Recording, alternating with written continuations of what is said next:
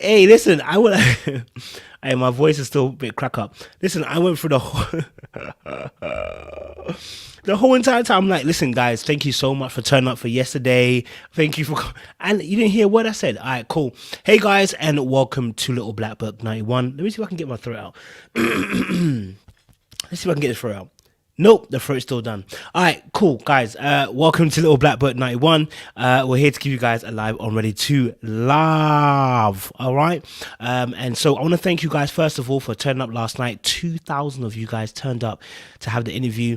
You know what I'm saying? And I appreciate that as well. Guys, tonight, this is your night as always, okay? This is where we do an open panel, okay? So I want to make sure my camera's straight. We get an open panel, which is where we're going to get you guys to come on the stage, come and give us your particular views, okay? We want you to come and give us your views. Yes, first and foremost. I know, guys, listen, the ginger, the tea, all of that stuff, it hasn't helped yet. You know what I'm saying? I don't know what's going on. It hasn't helped yet, but we're going to get better. Trust me, we're going to get better. But yeah, we love to hear from you guys tonight and get your views on the latest episode of Ready to Love. Hey, as always, guys, keep it respectful in the chats and let's kick off the show. Let me get some water in my throat. Let me see if that will help. You know what I'm saying? The beautiful stuff. All right, cool. So listen, before anyone comes onto the stage, guys, I want to break down a few things that happened on episode 10 because I thought it was pretty interesting, right? My very first thing I want to break down on this thing before anyone comes on the stage is I want to deal with the Jason and the Kyra situation.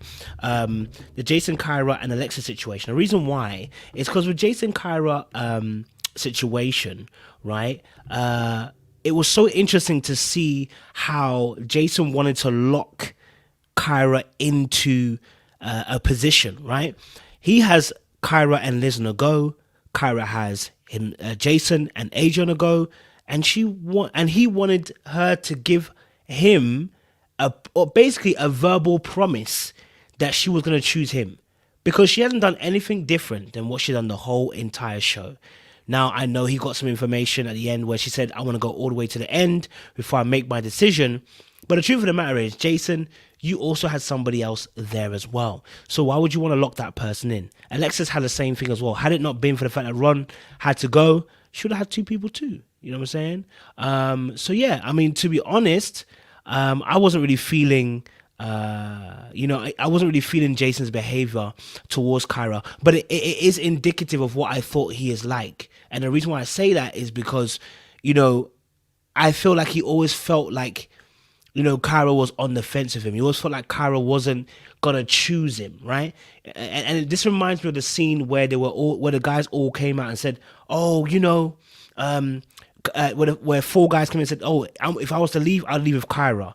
And you heard him say, wait, everybody's on Kyra. What the hell's going on? And I think at that moment, I kind of saw Jason. I said, he's not a competitor. He's that simple. He's not a competitor. All right. So that's a quick little thing about Jason as well. My next part I want to quickly talk about. Only says he doesn't appreciate the slander for the Jason slander. Listen, when you get on here, come and give us your Jason defense. When you get on here, come and give us your Jason defense, okay? And this is a point, yes, AEW's put a good point here that, why are Jason and AJ trying to pressure Kyra, and they're not committed? AJ's not committed himself. That's the thing that really frustrates me. AJ and Jason came out as if Kyra is the only one playing games. And I was like, both you, Jason and AJ, who also, got together in the last episode and will start exchanging notes, both of you have not made a decision. If you want Kyra, go for Kyra. Stop making it as if Kyra's out here doing both of you dirty. You all have an extra person. That, for me, that level of hypocriticalness, I couldn't deal with it. I was looking at AJ and Jason. I was like, will you get together? Would you get yourselves together? You know what I'm saying? Why are you trying to nail somebody to the cross? Yeah, why would you nail someone to the cross? And you yourself are not sure about the person. You also have to be very careful of people who do that, right? But it's a game, right? It's a game. Everybody wants to play that game, you know. Everybody wants to play that game. So that was my only issue. You know, Alexis got onto Kyra as well about her not making a decision, and I was just like, wait, Alexis, you too, you AJ, Jason, and you know, you none of you had made a choice. It either got made for you, right? Which is happening to same thing with AJ. AJ only spoke to Kyra and said, "Oh, Jason has chose Liz, so you know he wants to see now. Oh, is Kyra going to sufficiently choose him?" And Kyra didn't even fully choose him even then, you know. So yeah, I mean it's a game, you know, it's a game. So at the end of the day, I just don't want to see other people trying to knock people down when you're playing the exact same game. That's hypocritical. We don't rate that right here, okay? We don't want to see you play that game. All right, guys, play your game, but let's not knock people down because they're playing the game and you're playing the exact same game. You feel what I'm saying? You know. So yeah, Danielle B says they were both scared to choose her out of fear. He was going to choose other. Yeah, listen, Jason. Yeah, let me just put it this. Jason never chose Liz. It got chosen for him. Let me make it very clear. Jason never chose Liz. It got chosen for him. Okay? When Jason decided to choose Liz, it was because after he had a conversation with Kyra and he realized Kyra wasn't choosing him. Okay? She was choosing the process. At that point, that's when he chose Liz. Liz is second choice. Right? This is the problem with dating multiple people, and this is why you don't have to let anybody know when you're dating, who the other person is you're dating or whatever, and let people know too much information, because now someone's gonna feel second best. You know, and that's the truth, right? You know, I said Nicole said he chose better for himself. I think Liz is a better match, right? But my thing is, he didn't choose that necessarily. It got made for him. You know what I'm saying? He might come out and say, Liz was always my number one. It's like, nah, gee, she weren't. Not the language you mentioned. When he was talking to Tommy at the very, very end, I don't know if I can find a clip for you guys. Let me see if I can get, let me see if I can get a clip for you guys. Let me see if I can get a clip for you guys. Amber and I have been... Oh, let me get a clip for you. Let me find out what the clip is. I'm gonna check my notes. I want to get a clip for him and play it for you guys. And you can see when he's talking to Tommy about Liz, he goes, "The other woman," and I'm like, bro, you named her the other woman. Like, bro, not even like, do you know how rude that is? First of all, it's, you know, let me just see if I can find this for you where he's talking to Tommy, and he mentions about the other woman. I was like, bro, other woman. Let's see. Okay, 20. There we go. He said other ladies. Okay, cool. Let's go 20. Let me get it for you. Okay. All right, cool. Let's get it up here. To the end to make her decision. And I told her I respect that. But by this time, you should know something. At the same time, I got this other lady, Liz. She's telling me about Liz. Copyright stuff. I don't want to get blocked. Yeah. So, so now, okay, Jason's talking about this other lady who is giving him direction. But notice the conversation starts off with Kyra, because had Kyra given him direction, he would have gone for Kyra. That's the whole point. See, it's the language. All right. That's not to say. That's not to say Liz. Look, if Kyra wasn't in the competition, then Liz might have been her top. Then Liz might have been his top number one. But the truth of the matter is, the option presented, the options being given to him, he didn't choose Liz as number one. Kyra was his number one. That's the person that's the person who he wanted to choose, right? That's why. Look, we're opening up more. Each week she's been growing on me. She's been consistent. I'm like, man, wait, hold on. Right. But nobody gives you instruction. So again, so he talks about how Liz has been consistent, etc., etc. But just like AJ, okay, with AJ, okay, when he was talking to when AJ was talking to what's her name, Alexis, on the rooftop, right? Okay, it was interesting that he said he basically told Alexis, "You're a safety net." And you know what? You are the one that I need, but I'm not going to... I don't want that safety net, basically. If someone is your safety net, if someone is your safety, they're not your number one choice. Okay? You know, so it's I'm not cussing it. I'm just kind of making it very clear that is the second choice. You know, raise your hand if you're second. Oni said I'm sounding mad right now. Oni, you're meant to be even on the panel later on. Don't worry, you come and have your say, bro. I know you're gonna come and tell me the truth, bro. You know what I'm saying? Fatima said something. Let me see this. Is it possible Jason wants Kyra more because all the other men want Kyra? Potentially, you know, potentially it could be the case. You know, that could be part of why, you know, he wants Kyra more. I just don't think he chooses Kyra because she's got something, that little pizzazz for him that makes it exciting. You know, she's got that little extra something that makes it exciting for him, and he chooses Kyra over Liz. Yeah, he chooses Kyra over Liz.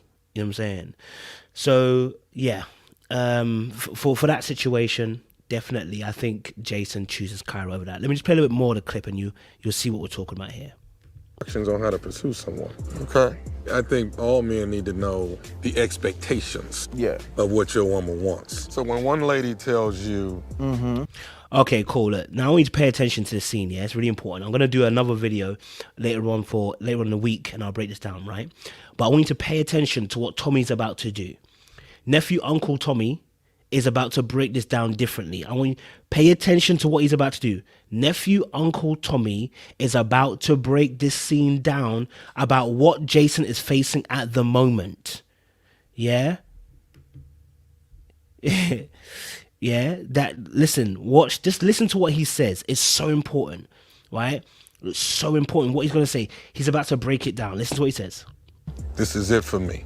This is what I want to do. And then one tells you, I need to ride it to the end to see what I'm going to do. Yeah. How do you make a decision? Boom. I don't know if you guys heard it, right?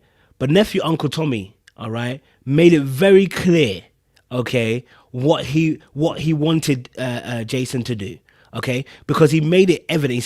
He said one woman, you know, let me play it back for you, just in case you missed it. He's very, very clever what he says here. Just listen to what he says. This is what I want to do. And then one tells you, I need to ride it to the end to see what I'm going to do. Yeah. How do you make a decision?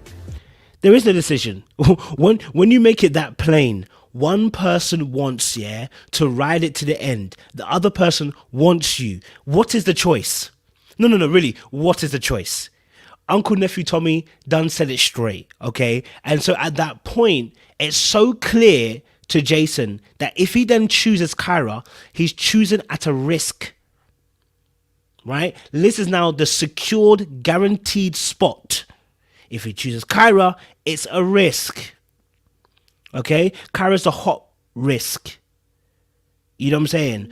And so, oh, my phone died. And so, you know, most importantly, to understand, you have to deep it, that, oh, good question. Deja said, good question. I like this question. In the comment section, if you guys in the comment section, let us know your thoughts. Do you guys go for a short option, or do you like the risk? Would you take the risk? Which one would you choose? Which one would you choose? Ashana, there was no choice, Ashana. You're right, there was no choice. You know what I'm saying? Carlana said, love is a risk if you're ready to love. Yeah? You know, Grant said, Liz is talking about not having sex until marriage. I'll pass. Fair enough. I don't like the risk, but often the one I take. Okay. I'm hearing you. Yeah, I'm seeing you. Ashana said that ideal mate is safe for the heart and exciting at the same time. Exactly. God is good said on a game show, I would go for a short option. I was dating on a show and playing to win. Didn't even like the guy. Okay.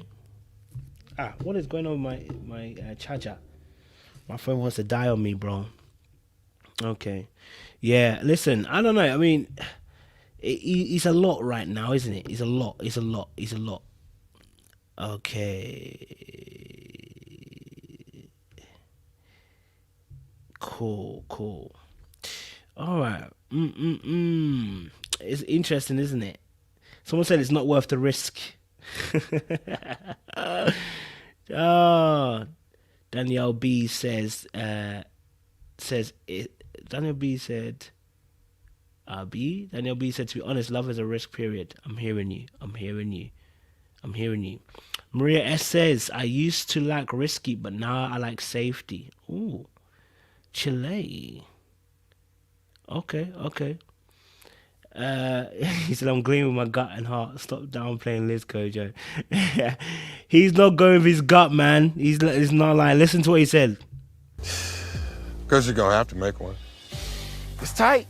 It's tight. Now here we are. All eyes is on Jason. Kyra was pulling at my heart so hard. Oh, what did you hear? What did you just say there? Kyra was what? Pulling on what? Kyra was what? Pulling on what? What was Kyra pulling on, people? Not his leg. Kyra was not pulling on his leg. Okay? Kyra was not pulling on his leg. Kyra was pulling on his heart. Okay? Kyra was pulling on his heart. Listen, it's worth a chocolate biscuit. You understand, right? Now, I know what he's going to say after. I've watched it several times. I know what he's about to say after.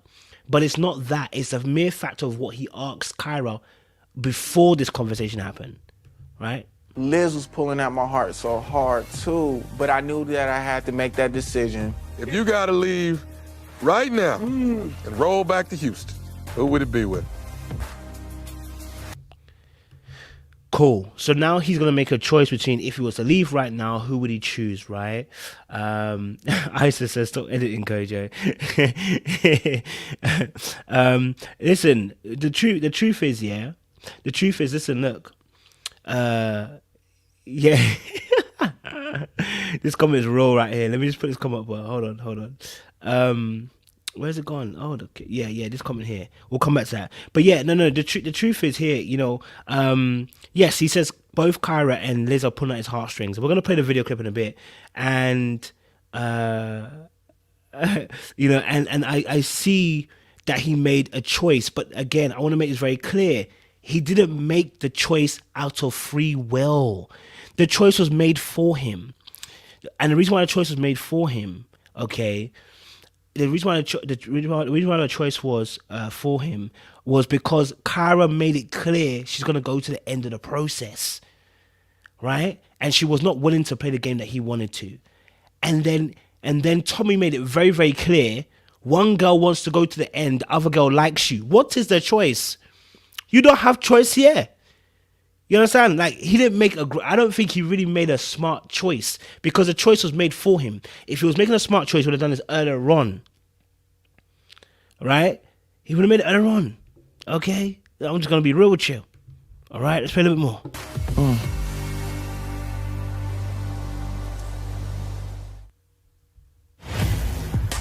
If you got...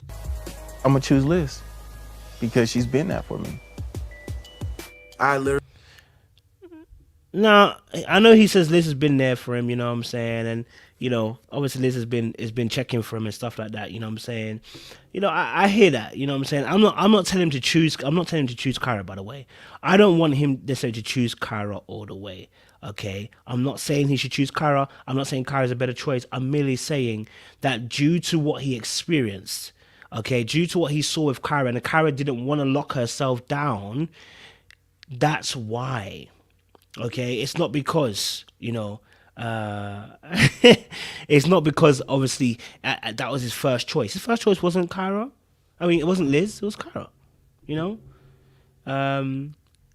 Someone said, okay, they run after Kyra because she plays it mysterious, doesn't show a lot of emotion, is beautiful and clear, smart.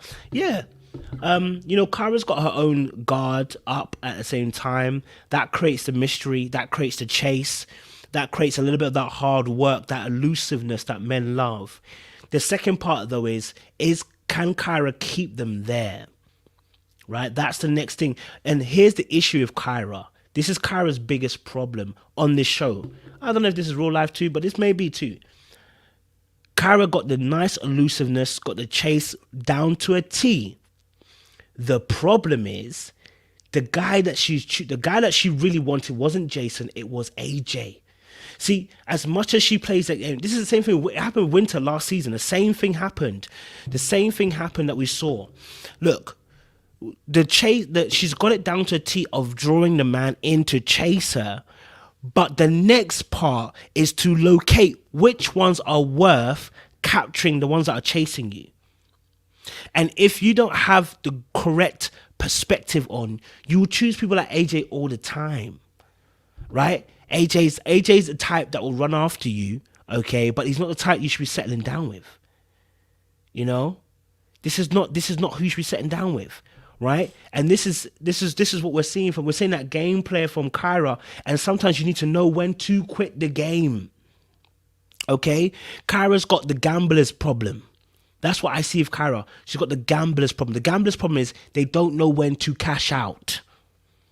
Okay? They don't know when to cash out. You feel me? Yeah? They don't know when to cash out. It's so important to know when to cash out. You have to understand that you can't play the game of risks and taking bets forever. You have to know, right, this is the time I'm going to cash out. Okay? Now, is Jason the right type to go with in real life? I don't know if Jason would have been. I don't think Jason is the right kind of guy for Kyra, unless Kyra changes who she is. And I said that from the very beginning. If you guys have seen my reviews, I said that from the jump. I said about the fact that even when he was saying about, you know, being open and saying, oh, we had an open conversation. She spoke about the depression. And I said to you guys, I said, the fact that she mentioned about not wanting to deal with depression per se, and I said, don't be fooled by her niceness. A lot of pretty girl are open and nice, but they're not going to settle. Because Kyra's the type that wants a man. She wants AJ's man, right? She wants AJ's man, right? She wants an AJ type of guy. When I say AJ, not the bad part of AJ, but the confidence, the stoicism, the lack of emotional pull. Because one of the things I've really learned, and this point, before I got someone in the background, I'm going to bring them onto the stage in a second as well. Christian, I see you. I'm going to bring you on in a second. One of the biggest things about AJ that is positive but also negative is that, and I didn't clock this, I didn't realize this, but this is such a powerful thing, and now I really do get it. Yes, thank you. Right? I want you to understand this. The man them that are in this, okay, the man them that are in this chat, I want you to deep this, okay? Now, you know me. I love to talk relationships, emotions, heart stuff. I love it, okay? I'm never going to be saying or knocking a man down for emotions, but I said this from the jump. I said Jason is too emotional for Kyra, okay? And here's why he's too emotional for Kyra. Kyra has got a wall up, okay? Kyra's got a wall up and it's high. Okay, and whatever's happened to Kyra, okay, emotionally, okay, means that whatever guy she gets with at this current time will need to be like AJ so that she feels safe, that she can offload her emotions and you won't give me the same emotional response. Am I saying you can't be emotional? No, I'm not saying that. I'm not saying that. Listen to what I'm saying very, very carefully. Listen so carefully. Women also too. Listen to this, because some of you who are like this, you'll understand why you go for a certain type of guy. Okay, look. Kyra's situation, whatever's happened to her in the past, okay? You guys saw her come on here, this channel, right? She spoke about her past and spoke a little bit about her father and also this, right? Okay, and here's the thing. Kyra's got emotional walls up. They're heavy, okay? So now, when he's dealing with someone like Kyra, in order for Kyra to be able to feel safe completely, she's gonna need the guy to not be as emotional. When I say not as emotional, it means not being emotionally driven and led. It means this: not unavailable, okay? Not somebody who's deficient in their emotions, no, but it's somebody who's able to regulate their emotions far better. I can't. Do you know what I'm saying? Like, and this is why I'm trying to tell you something. I'm not cussing Jason. I want to make it very clear. For the right girl, he's perfect. What I'm saying is for Kyra, okay? Understanding something very, very clearly here. When Jason was saying that people were telling him some stuff, one or two things, and he started crying about it, I said, why is he crying about it?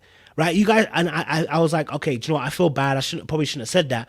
But I was like, no, look, for if you want to date Kyra, you can't have two of your friends say something to you like how amazing you are and you start crying. Like it's not going to work because you're not going to make her feel safe. And so people don't understand this. They think that I'm trying to break the man down. The same way I talk about women all the same way. Man them, listen, for this type of girl, you're going to need to have a little bit more stoicism. You're going to need to be able to hold back your emotions a little bit, okay? Because when you're being overly emotional, what you're signaling to Kyra, this is specifically Kyra, what you're signaling to a woman like Kyra is, I'm going to have to look after you emotionally, okay? I'm going to have to look after you emotionally. Now, AJ has got the right energy for it, but he's not the right man for it. That's the problem. Okay? on his hurt, bro. You know what I'm saying? Onu, okay, Onu, when you're ready, come up on there. What I'm saying to you guys is, yeah, that with AJ, you know, I want to get, if I can get a clip for you guys, I want to get the clip for you guys. Okay, I'll get the clip and prove what I'm saying to you guys about this feeling of being able to control your emotions. As much as I don't like AJ's way of doing everything, there's this aspect of AJ that makes him a safe space for someone like Kyra, right? I'm going to get it for you guys. Where is it? Where is it?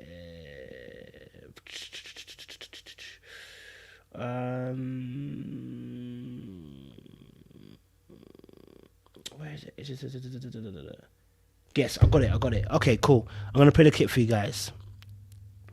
All right. Just listen to what Alexis is about to say. Honestly, listen to what it's going to say. Listen to this. Understands where I'm coming from, and I can acknowledge where she is as well. I know she feels like she tries to come at me guns blazing all the time, but I'm glad that I'm able to calm her down and to just relax. Once the pressure was released and I was able to get out, I was... Okay, so just before this particular comment was made, all right, what's her name? Sorry, Alexis. Okay, I'm going to show you the clip in a second. Alexis apologized, okay? Alexis apologized for being overly emotional, okay? And she said she commended him for not reacting at that moment, right, in that situation, okay? So I'm not saying AJ is the right person for Kyra. I want you to understand something. That's not what we're saying. What we're talking about is a type of behavior, okay? So we're not talking about AJ being the right person. We're talking about the energy he's carrying. It's the right type of energy. So when Alexis is being overly emotional, she can be, because the man that she has in front of her, AJ, is refusing to move. And that makes the girls feel safe. So girls who are overly emotional, girls who like to be invested in their emotions, who want to be able to be emotive, are going to need someone who's going to be less emotive to have them be feeling secure. Because if you're being emotional, I'm being emotional, nobody's safe, right? Nobody's safe. So now what I'm needing from you is be... So, and this doesn't mean that you don't have emotions. It means when you're acting out, I'm going to be like, why are you acting out? Stop that. No, stop acting out. Like you're acting out. Not when you start acting out and then I'm getting emotional too. Like, no, what are you doing? No, I'm gonna be like, listen, stop it. I've told you already. I've told you. No, you're misbehaving. Come on. Or if you're being emotional, I can be like, listen, all right, what do you want to say? I'm listening to you. All right, cool. I'm hearing what you're saying, right? So that's what I'm saying to you, you know. I'm not saying that, don't be emotional. What I'm talking about is how you're dealing with it, right? If someone's overly emotional if someone's as emotional as you are as a lady, you're gonna be a little bit scared of that. Do you know what I'm saying, right? It's about being strong, sometimes for women like Kyra, Yes, and you're right, Doris. In this situation, yes, AJ's not doing it because he likes her. He's doing it because he doesn't like her, you know? And that's the truth. You know, that's the truth right there, you know? You know, it is what it is. Do you know what I'm saying? It is what it is, you know? So, you know, I see that. I see that. Do you know what I mean? It's again, I know he's doing it for wrong intentions, but still, the behavior counts. Watch a little bit. Just watch a little bit of this. You ready to go home? Like a hot weekend, I'm good. Most places. I'm glad we're up here because I wanted to first apologize to you. Because, you know, coming here yesterday. Okay, cool. Now, we're going to play the last bit of this clip. And then I'm going to get some people on. Now, what she's about to apologize, right? She's about to say sorry. Okay, she's about to say, you know, I've been too emotional and I was acting out and I was, you know, out of my feelings, and he didn't react. Now, yes, part of it is that he didn't care. Yeah, he doesn't care, right? But the other part is, like I said, safe space. And ladies, if I'm wrong, and this is not every lady, by the way, it's not every woman. Ladies, if I'm wrong, you can put it in a chat for them as well, right? In this particular instance, right? AJ, okay, is a container. This is what I'm trying to get you to understand. AJ is the container. Alexis is like something that wants to, like, you know, almost like you want to rattle, right? And you need to rattle in a safe, and when I say safe, in a place where that person is able to cover that and not get irate. You feel what I'm saying? So this is all about, when we always talk about this as well on the channel, like masculine, you know, masculine and feminine energy. But yeah, like G Ward said, it's a security thing. It genuinely is a security thing. And look, at first, when I saw it, I was like, yeah, but why can't men be emotional? And we're not saying men can't be emotional. I want men to be able to understand. I'm not saying we want men to be emotional, okay? You can be emotional, men, okay? We want you to be emotional. But what's the right time and the right season? What is the right time and what is the right season? And how do you do that, right? Like, let me give you an example. I remember I was in a relationship not long ago, and there were some other situations where the girl would just be like, just act out, bro. Just get into emotional stuff. Just act out. And I would look at her and I'd be like, I think I called her and I said, don't do that again. I don't want to see that. Don't do that again. Right? If that had been me years ago, I'd have flipped out and been like, are you dumb? What are you doing? I'd have been on the emotional tip just like she was, right? Because I felt so offended and I want to be able to tell you I'm offended. And do you know what that happens? A massive argument ensues, right? And massive argument, things get said, it gets deaded out, right?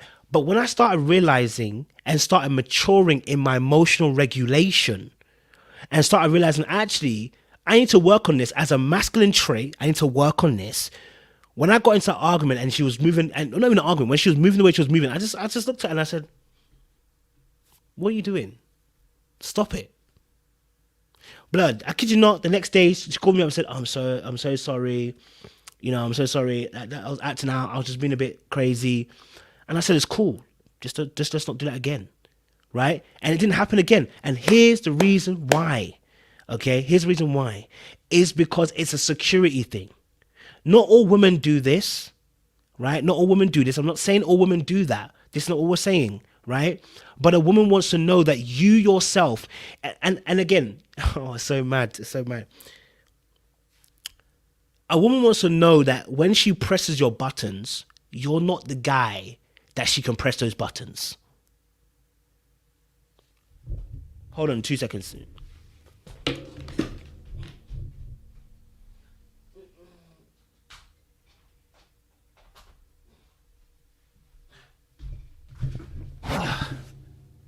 Sorry, my charge almost left out there, guys. Yeah, listen, a woman wants to be able to press your buttons and know that you're not gonna be moved.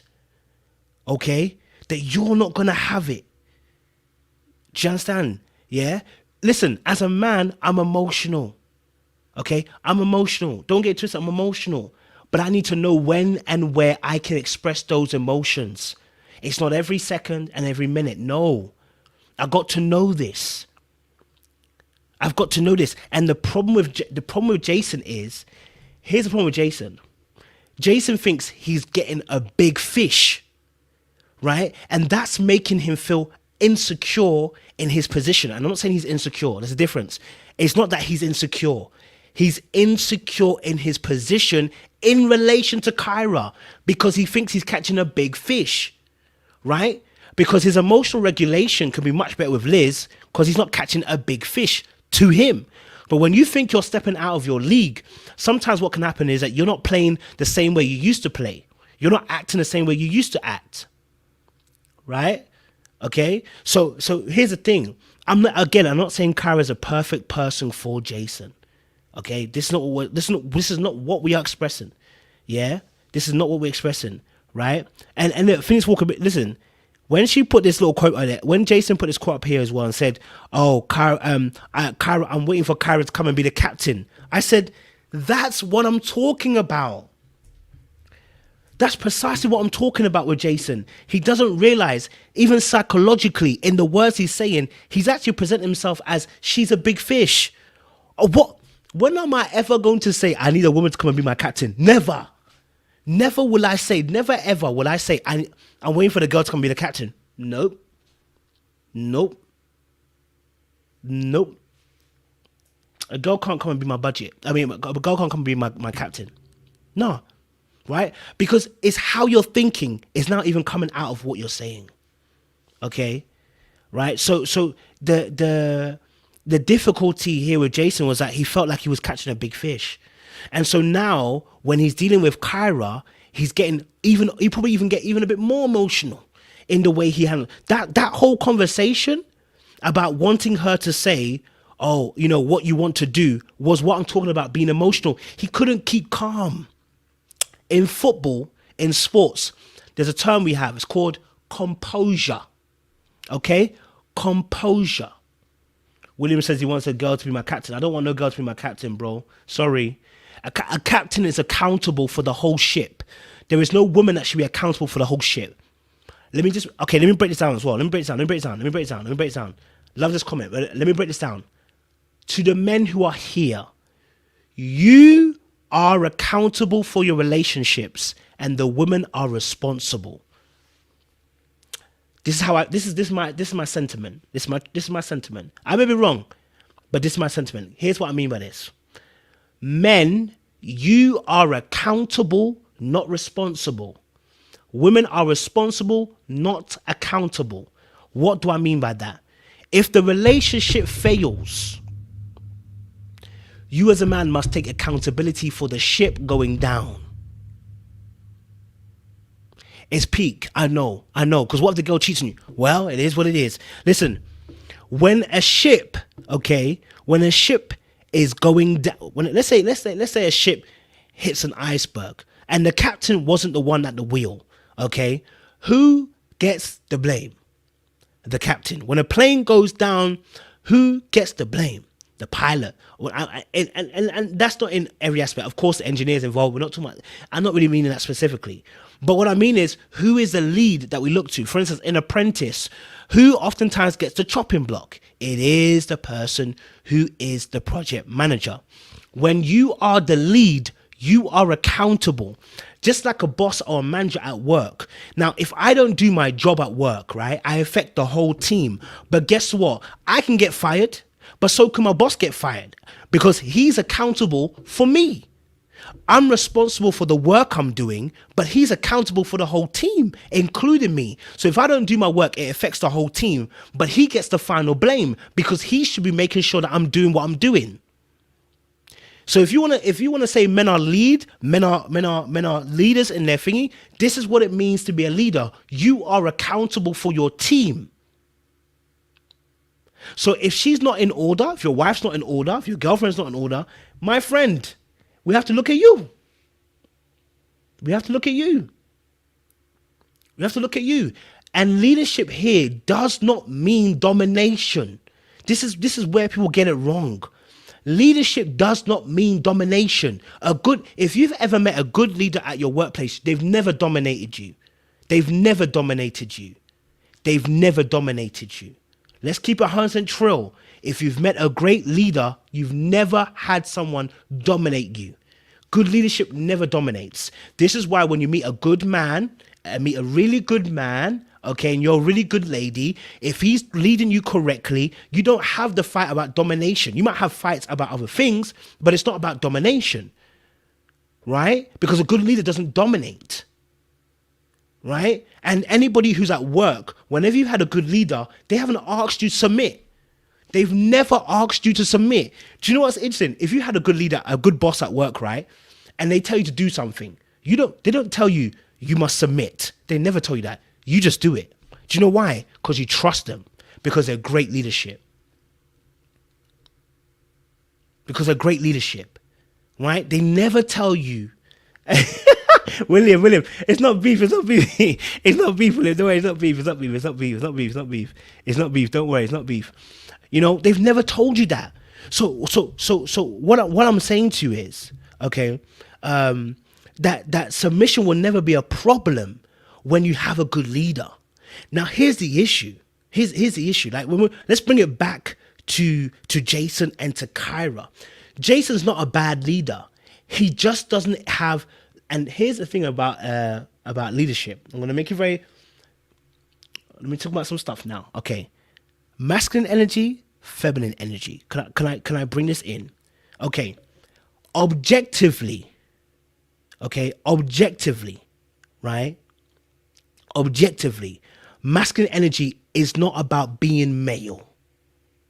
Okay? Objectively, masculine energy is not about being male. Okay? Objectively. In the objectivity of masculine energy, let me get my notes for you guys to bring this to you guys. Okay? Let me bring it to you guys. Okay. Let me bring this to you guys, okay? I'm going to just bring this point, yeah? Objectively, masculine energy, okay? What it actually entails. Let me break this down for you. Okay, where is it? Oh. Okay, hold on. I'm just going to bring this to you guys so you guys can see what we're talking about.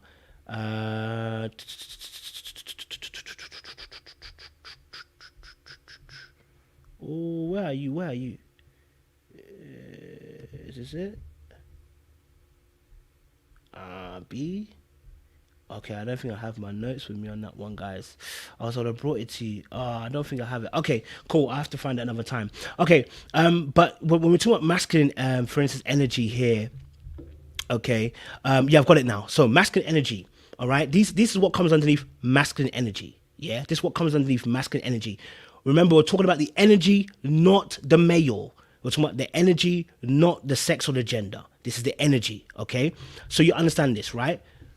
Goal setting, executing, driving, risk-taking, assertiveness, action-orientated, discipline, boundaries, confidence, objectivity, logic and analysis, logic and analysis. These come under masculine energy. These come under great leadership. Okay, when you have those qualities, you exhibit great leadership skills. When it's done in the right moderation, they come under great leadership skills. Now, you need also some feminine energy too. Don't get it twisted. We need a feminine energy also to lead. But what I'm talking about is the main first qualities. You need to be analytical. You need to be able to be objective. You need to be able to be assertive, have boundaries, have confidence. You need to be able to goal set. You need to be able to execute. Okay? That's all masculine energy, right? And the more you have of it, the more that you have of it, right? In a moderation that's correct, right? Where you're not over, because if you overexert your assertion, you're going to become controlling. So anything that's over the boundary will become too much.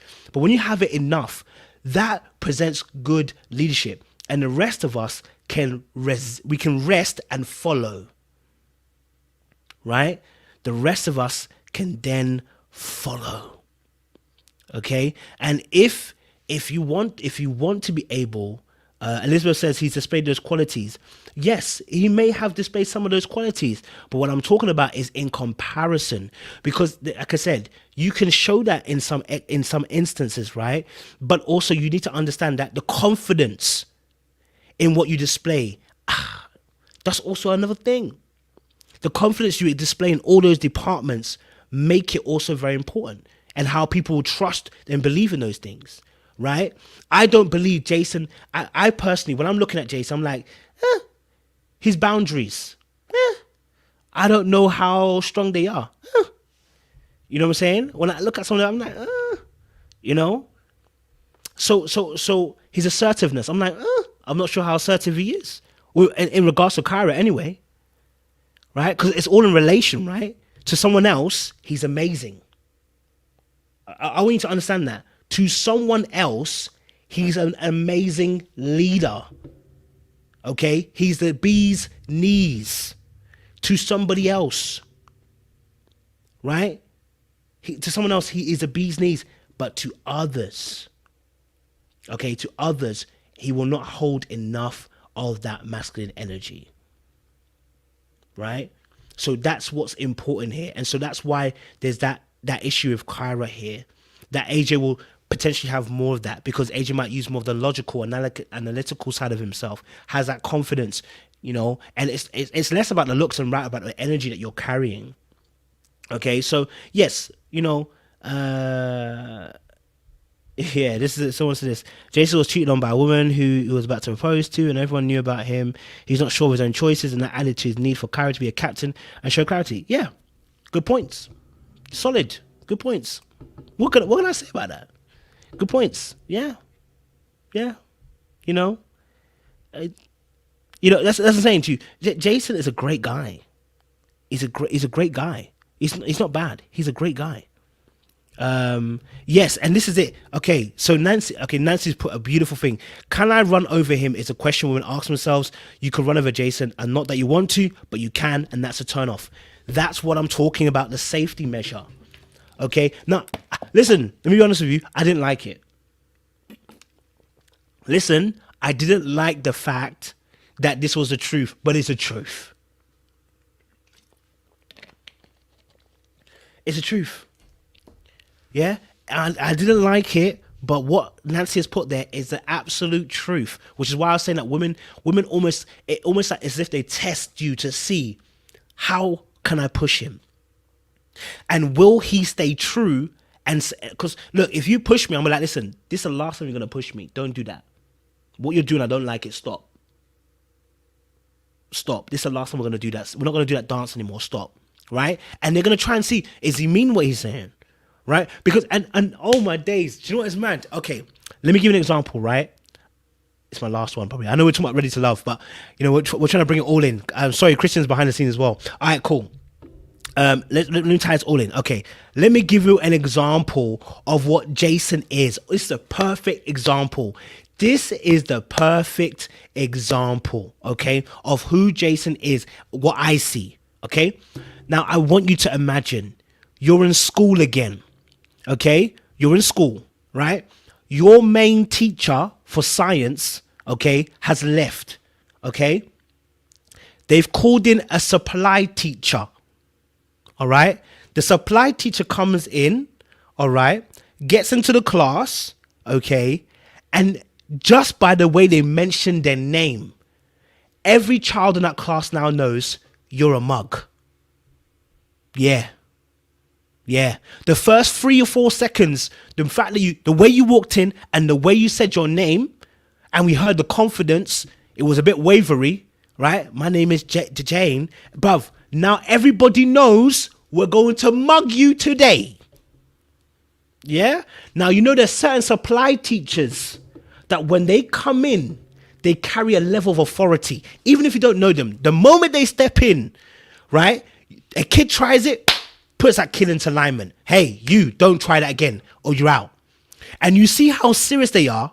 And you can tell that supply teacher don't play. No. That supply teacher, we tried it, but it didn't work. Let's not. They're serious. That is a perfect representation of what Jason represents to me when it comes to certain gal, right? That is it.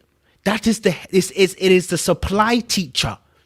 You see, kids, okay, want this, they want boundaries, okay? All right? I'm not saying women are kids, by the way. I'm not saying women are kids. What I'm saying to you is women too want this type of boundaries, okay? They want boundaries, okay? As a man, you have to present the boundaries. They don't want to look at you like they can mug you off.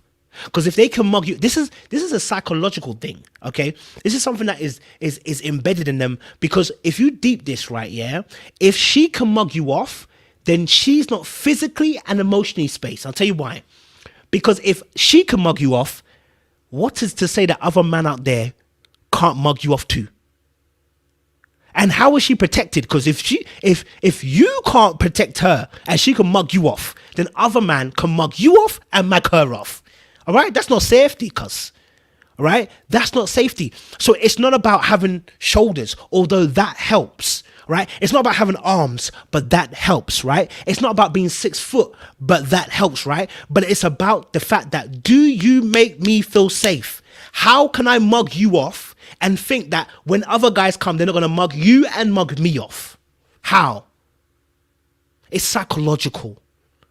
Do you understand? So it's not that Jason isn't a good guy. It is not that Jason isn't a safe space. It is not that Jason isn't an upstanding type of man. We are talking about the energy you put out there, which is why, you don't have, this is why I'm saying about Jason overshooting sometimes, right? Because the kind of girl that you're going after doesn't respect your level that you're bringing. The level you bring to her, you're overshooting. Sir, your bullets are not enough. Choose another level, girl. It really is that. It's peak, but it's that real. I'll be honest with you. It's peak, but it's real. It's peak, but it's not real.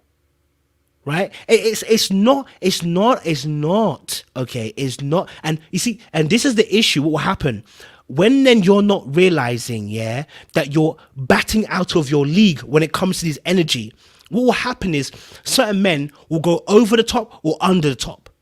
I just want you to deep this, right? Okay. So if you feel intimidated by the energy she's bringing and you can't bring an energy that protects her, guess what's going to happen to you? You're going to go under or over. Here's the under. The under is that you start feeling sorry for yourself and you start lacking confidence and you're always asking for validation from her and you always need your ego to be stroked. And now you don't show no confidence. And now you're pretty much looking ugly because you're always looking for affection. You're always looking for care. You're always looking for them to attend to you. You're basically always asking for something from them, right? And it's not keeping them safe. Or you go over and you become an absolute prick. And then you have to try and minimalize the woman. You have to break her down and bring her down to a level because you feel insecure at that moment. That is why don't overshoot your level.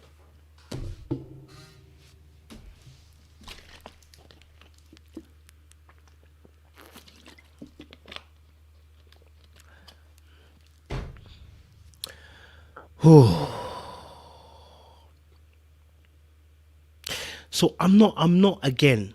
This is why, and you see, the issue here is, and I'm gonna touch on something before I let people come on. The issue that we have in this in generations going now at the moment, the issue we have in this current crop at this moment is this. This energy we're talking about, this ability to be confident in yourself, okay? It's an inner work. I want you to hear me, yeah? This confidence you have is an inner work. So what we have in this generation is that when men don't do their inner work, yeah, and they get money, okay, and they get power, and they get status, they're now big. Guess what happens? You haven't attuned to this. So this hasn't changed. You just got money. So now you have access to other gal. But now you got to cheat because now you need to show people that you're levels. Now you got to disrespect the girl to show you're now levels. Now you've got to have 4 or 5 gal at one go to show your levels. Okay? Because actually the problem isn't the girl. The problem is this inside has not been sorted. You're not as confident as you are. You just got money. What you've done is you've leveraged your talent to access finances, and that finances as access power and access status. You look like high value, but inwardly you're not high value, you're high resource. So now when you get a girl, you treat her like trash. You behave like Future. You have baby mothers everywhere. You behave like Quavo. You treat your girl like they're not sweet.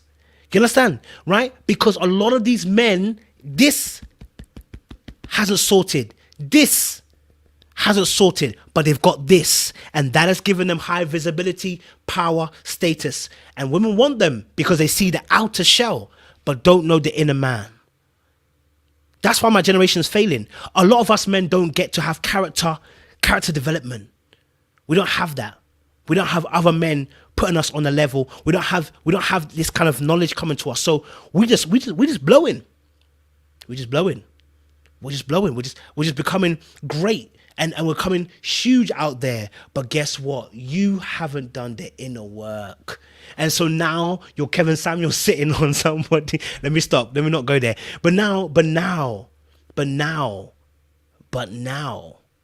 you're leveraging your power incorrectly. You know what's mad? Do you know what's really mad? Many of us have actually gone through this stage. I want to bring this stage to you, okay? William is right. A lot of us have been raised by women. It's right. A lot of us, we've been raised by women instead of men. And that's also our fault, because again, accountability is men's fault. It's not just the women. Yeah. As much as I believe the system has taken us out to prison and drugs and stuff like that, there's a bigger issue at hand. We're not being responsible the way we're behaving. But here's the thing. You know, the biggest thing that we're seeing at the moment, right, within these relationships, right, and these people right now, is that people, you know, let me give an analogy to make us understand. Everybody here is 20 plus, I'm guessing. Most people are 20 plus, right? Okay. We have what we call beauty gates. Okay, beauty gates. All right, the beauty gates. You know what it is. You just probably haven't heard this word before. Beauty gates. Okay, these gates. Okay, are the ages where people can blossom. Okay, like for instance, 0 to 2 or whatever. You might say the baby's cute, right? From like 2 to 5, it's a toddler. They look cute. From like 5 to 10, okay, that child is a little kid or whatever. They look cute at that stage. Then it gets to like 10, then it gets to like 11 to 14. Some people look cute at that stage. Then it got to like 15 to 18. Some people look cute at that stage. People went to university or to college, whichever you're in America or UK. You went off to your to the thing, you know, from 18 to 21 to 22, somebody look cute at that age. And then it got to like 25, right? And some people look good at that age. And then some people were really late developers in the beauty stage. Here's the thing I'm talking about. Here's what I'm talking about. People who are beautiful at the very beginning of the beauty gates, from young, right? From very young, like they were cute from like, they were always good looking from like, let's say 10, right? They've always been good looking from primary school to secondary school or to high school and to university. And they've always been good looking at every stage, right? You'll find out a lot of these times they haven't had time to character develop. There's a lack of depth. And it's not their fault. They've just got by on being good looking. Right? And you'll realize some of the most fire people who have the most humblest spirit, not everybody, by the way, it's not everyone, it's not an ultimate room. Some of the people that have got the most fire and the most lovable characters, and they are good looking, you'll find out when they were younger, they were clapped. They weren't good looking, right? Because that beauty gate, they didn't have it. They didn't have all the attention that starves you of character development. A lot of men are missing character development because they never had that stage emotionally and physically. And when I say physically, in terms of let me just keep it emotionally. So the same way, when people grow up without that personality, more time you find out they were good looking when they were young. Everything was handed to them. They don't need to work hard. But when you are good looking, when you're 20, 25 plus, and you weren't good looking when you were younger, you've had to build yourself up. You've had to have some tough days. You remember those days when they were picking you last as the good looking person. You remember them days. You remember them days where nobody saw you. You slicked back your hair. You had your little baby back. You were looking good, but nobody saw you. They never felt you look good. And now you're older. You got a fire personality because you had time to character develop. That doesn't mean you don't have your own problems. Oh, by the way, you have your own problems. Don't get twisted. You have your own problems. I have my problems. You're not without problems. But what I'm saying is you had time to character develop because you couldn't rely on your looks. A lot of men are getting by relying not on their looks, but on their brawn, on their aggression. They're getting by because they've accessed other parts of life, but haven't developed their actual character. Right? You made it in, let's say I'll just give you an example. I'm getting a really cliche example. You've made it in a rap game, all right?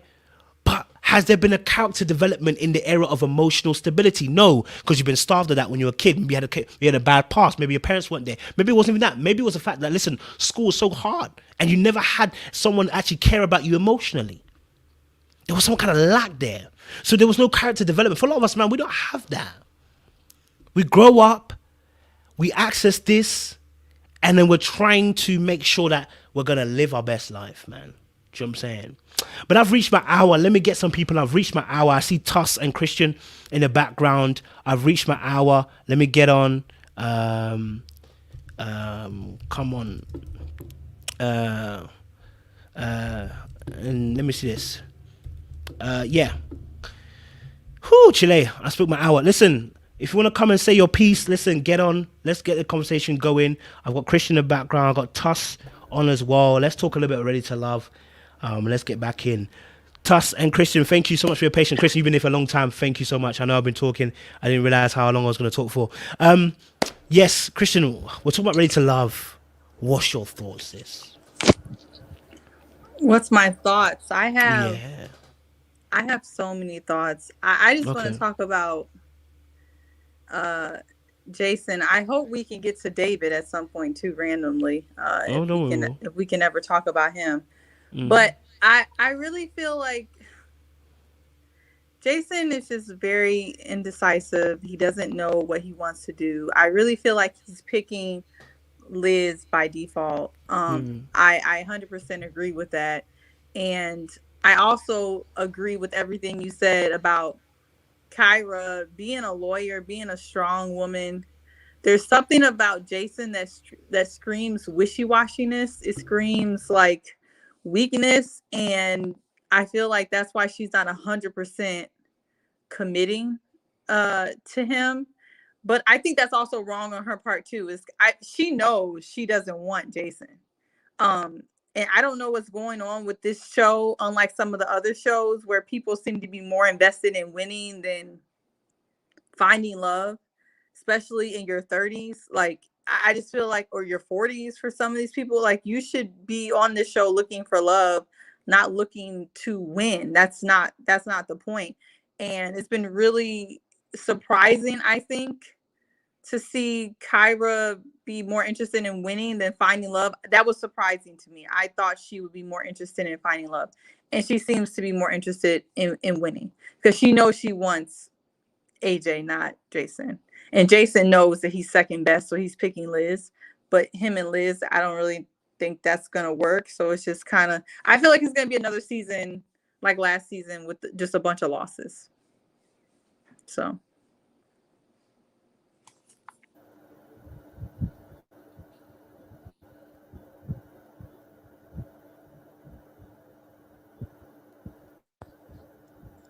I can't really hear you. Sorry, I've muted. My bad. I muted myself. Sorry, my bad.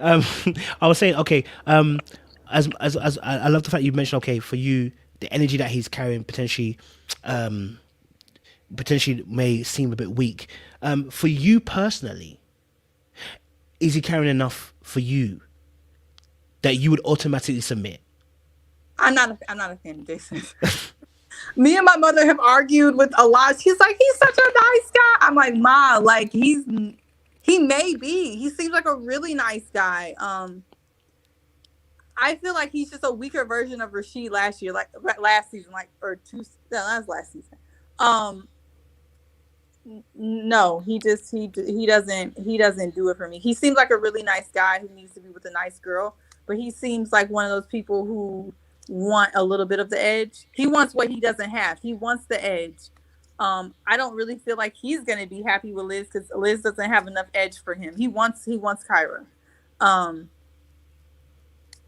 I think if he was less wishy-washy and more direct, it would be enough. But I think because he just seems like if he would have did like what Rashid did and be like, I want Kyra, and if I can't get Kyra, then I'm gonna leave, then that would be one thing. But he just seems like whoever picks me, and I don't think that's no. My opinion. Okay. I like that. I hear you on that. Tuss, welcome to the conversation, bro. What's your viewpoints? Hey guys, can you hear me? Yeah, we can hear you, bro. Go for it. All right, great. Well, it's really interesting. I think Jason decided on Kyra. In the sentence where he said, "It's like I'm waiting for my captain." You know what I mean? And I really do feel like Kyra is a really good strategist. If you remember in the earlier episodes, she said she's not necessarily looking for a person who says Kyra, but somebody who Kyra can spend her life with. In terms of what is left, candidates that are left on the show, I really do believe that Jason, despite, he kind of comes out indecisive, but I do feel like in terms of a candidate, he would be the best for Kyra in terms of what's left on the show.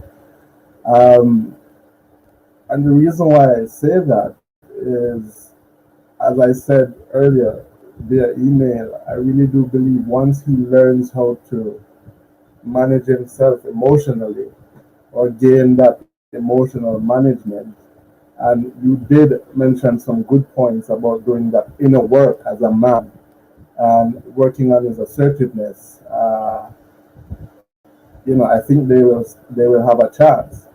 I don't necessarily agree that women who are stronger are also looking for a stronger partner. Some women really like, I wouldn't want to use the word docile,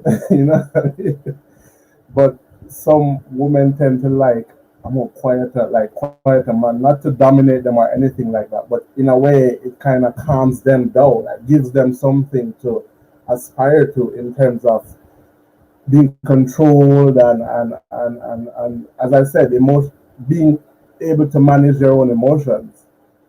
AJ, I see a lot of persons in the comments saying that AJ, has no emotions. I think he's good at deflecting, and I think he always has this enigmatic expression, which you can't really read him too much. But I would put him in the category of, needing that inner work. I don't see. And I know you said Jason, but I just wanted to add that. I'm not sure where I see he's ready for, to move on with any of these ladies, either Kyra or Alexis, you know what I mean? But in terms of what's there now, I really feel like Jason, once he learns how to assert himself properly and manage his emotions, he'll be all right. I do agree with Christian, though, that I think Liz is kind of like a safe boat for him to ride him out to the end, because I do believe that they're still playing a game show, you know what I mean? I get that vibe, and I feel like even with Kyra, she's like, I have Jason and I have AJ, but I really don't want to say one first because we're getting down to the end, and if I probably say Jason, AJ will say Alexis. You know that type of vibe. Everybody's just trying to see who last can get tagged. So yeah, that's my 2 cents for now. Love that point. Love that, man. Appreciate that, Tuss. Christian, let me ask Tuss before you go. Tuss, okay, so do you think that Jason potentially would need a bit more masculine energy to deal with Kyra then, or do you think that Kyra needs somebody who is more docile? Interestingly, I thought about that, and in the initial stages, I always felt like Jason, as you remember the earlier times when we were doing reviews, and they sort of compared Jason with Christian, but the difference is Jason being a little bit more confident. And somehow, throughout the show, I felt like he stepped up his game a little bit. He became more, I don't know if this makes sense, but in a more organic way, I felt he was maturing more into a man as the episodes went on. I do really feel like he and Kyra are equally yoked in terms of what they have to offer to each other. And I do agree about the assertiveness part. I think he can do some work there, and that may be appealing to Kyra. I don't know. It may not. It may be. May not. But I like, especially with the episode where they're playing tennis. I feel like the chemistry is there. It's organic for me. That's what I detected in that moment and in that context of the show. And I feel like that's a good basis for them to develop their relationship on. And also, in some strange way, I don't know if I'm the only person that detected that, but I felt like he is now comfortable in himself of what he's presenting on the show as well, to the point where he's able to say, and this is what I'm reading from him, is, oh, I don't always have to be. It's almost like I'm getting from him, I can trust your lead sometimes from Kyra. You know what I mean? Without saying that. I will be able to trust your lead, Kyra, without telling you that I trust your lead. You know what I mean? And I feel like, just to add again, and I might have said this earlier, he made the decision without saying the decision. I think he really wants to choose Kyra, but he's kind of waiting on Kyra to say, Jason, I choose you, you know? Yeah, I'll definitely hear you on that, and I'll let Christian respond to this. Do you know what's really interesting? And it's something that, like I said, I know people keep in the comments like, me and Kyra would be great. We wouldn't, because I'm honest with myself. I know my level. I don't carry enough for her to see me as a lead. I would be like AJ. AJ also doesn't carry enough either. I said this at the very beginning of the season we started. AJ doesn't carry enough masculine energy either. He's not a natural alpha. He's only an alpha because no one else is alpha in this group. He's just a top dog because the environment has made him so. Had he been in the last group, he would have been a Brian, maybe even less than Brian, right? Because he doesn't carry enough of that energy, right? And that whole, the way that he can be indecisive. So, like, I know last season we saw Kalfani saying, I want a woman to chase me, right? But he was actually decisive. He made sure they said, Adriana, I'm coming after you. I'm letting you know, I don't care about Rashid, I don't care about other guys, but I'm coming after you, right? Now, regardless of whether he relaxed or not, he still made his decisive decision. And with AJ, it's like, AJ, he likes Kyra, but he likes Kyra because I think he wants to change his reputation, and he doesn't like Alexis at all, right? So what we get from him is like this indecisiveness. And one of the things that is really interesting, I think, for any man, I always say as well, like, if you're a man, listen, never date somebody who does not respect your leadership. It's that simple. If they don't respect it, you don't need to date them, bro. No matter how buff they are, they don't respect your leadership, it's okay. There's another girl for you. And that girl, there's another guy out there for you. Because what will happen is it will just be a clash of heads all the time. If you remember at the pool scene, AJ saying to Kyra doesn't trust AJ's leadership either. So when they were in the pool and he was saying, I can't remember what he was saying something about clashing all the time, right? And she was like, oh, I haven't got my guard up, and he was like, no, you're always clashing me, da da da da. And I was like, yeah, the reason why she's always clashing you is because she don't trust your leadership either. She just thinks that you're a challenge, and that's Kyra's You want to call it toxic? I don't know if you want to call it toxic. Everyone has a little bit of toxicity in them, innit? That's Kyra's downfall. That's her weakness, right? As much as she likes the games, her weakness is she sees the AJ as the challenge. And that's where the issue kind of comes into it. But yeah, Christian, do you want to add to that? Sorry, go for it. No, I agree. I think she's just really, well, let me start with AJ. AJ doesn't want anybody there. He actually doesn't want anybody there. And honestly, he should just go home, because I think AJ, if he saw somebody there that he wanted, he would act a little differently. I think he's lukewarm towards Kyra and just doesn't want Alexis at all. But the way he's kind of led Alexis on says a lot about his character. So I'm not sure if he actually likes anyone. But I do think if Jason would just be, decisive and really pick who he wants, I think maybe that would be enough for Kyra to be like, okay, like, you're not just, waffling around, like, who you want. But Kyra already admitted on one of these episodes she's very competitive. She wants to compete. And so I don't know if that's kind of taking over more than the actual finding love situation. Because I do agree that I think her and Jason would be cute. I think they would match well. I think their personalities would go well together. But she has to, make that decision. She has to want something different than what she's been choosing this whole time. And I 100% agree that she doesn't trust. She does not. I'm about to forget his name already.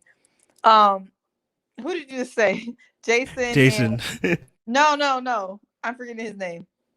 I just talked about him. Calfani. No. AJ, Jason. AJ. She doesn't trust. Thank you. I'm forgetting AJ. She doesn't trust AJ at all. At all. She knows she doesn't. She never will. And she should just let that go. I 100% agree. If he was in the last season, he would be at the bottom. He's not giving any type of energy. People would have called him out already for being, just trying to stay on the show, and they would have let him go. He would have been gone. I'm hearing you on that. Good points, Christian. Appreciate it.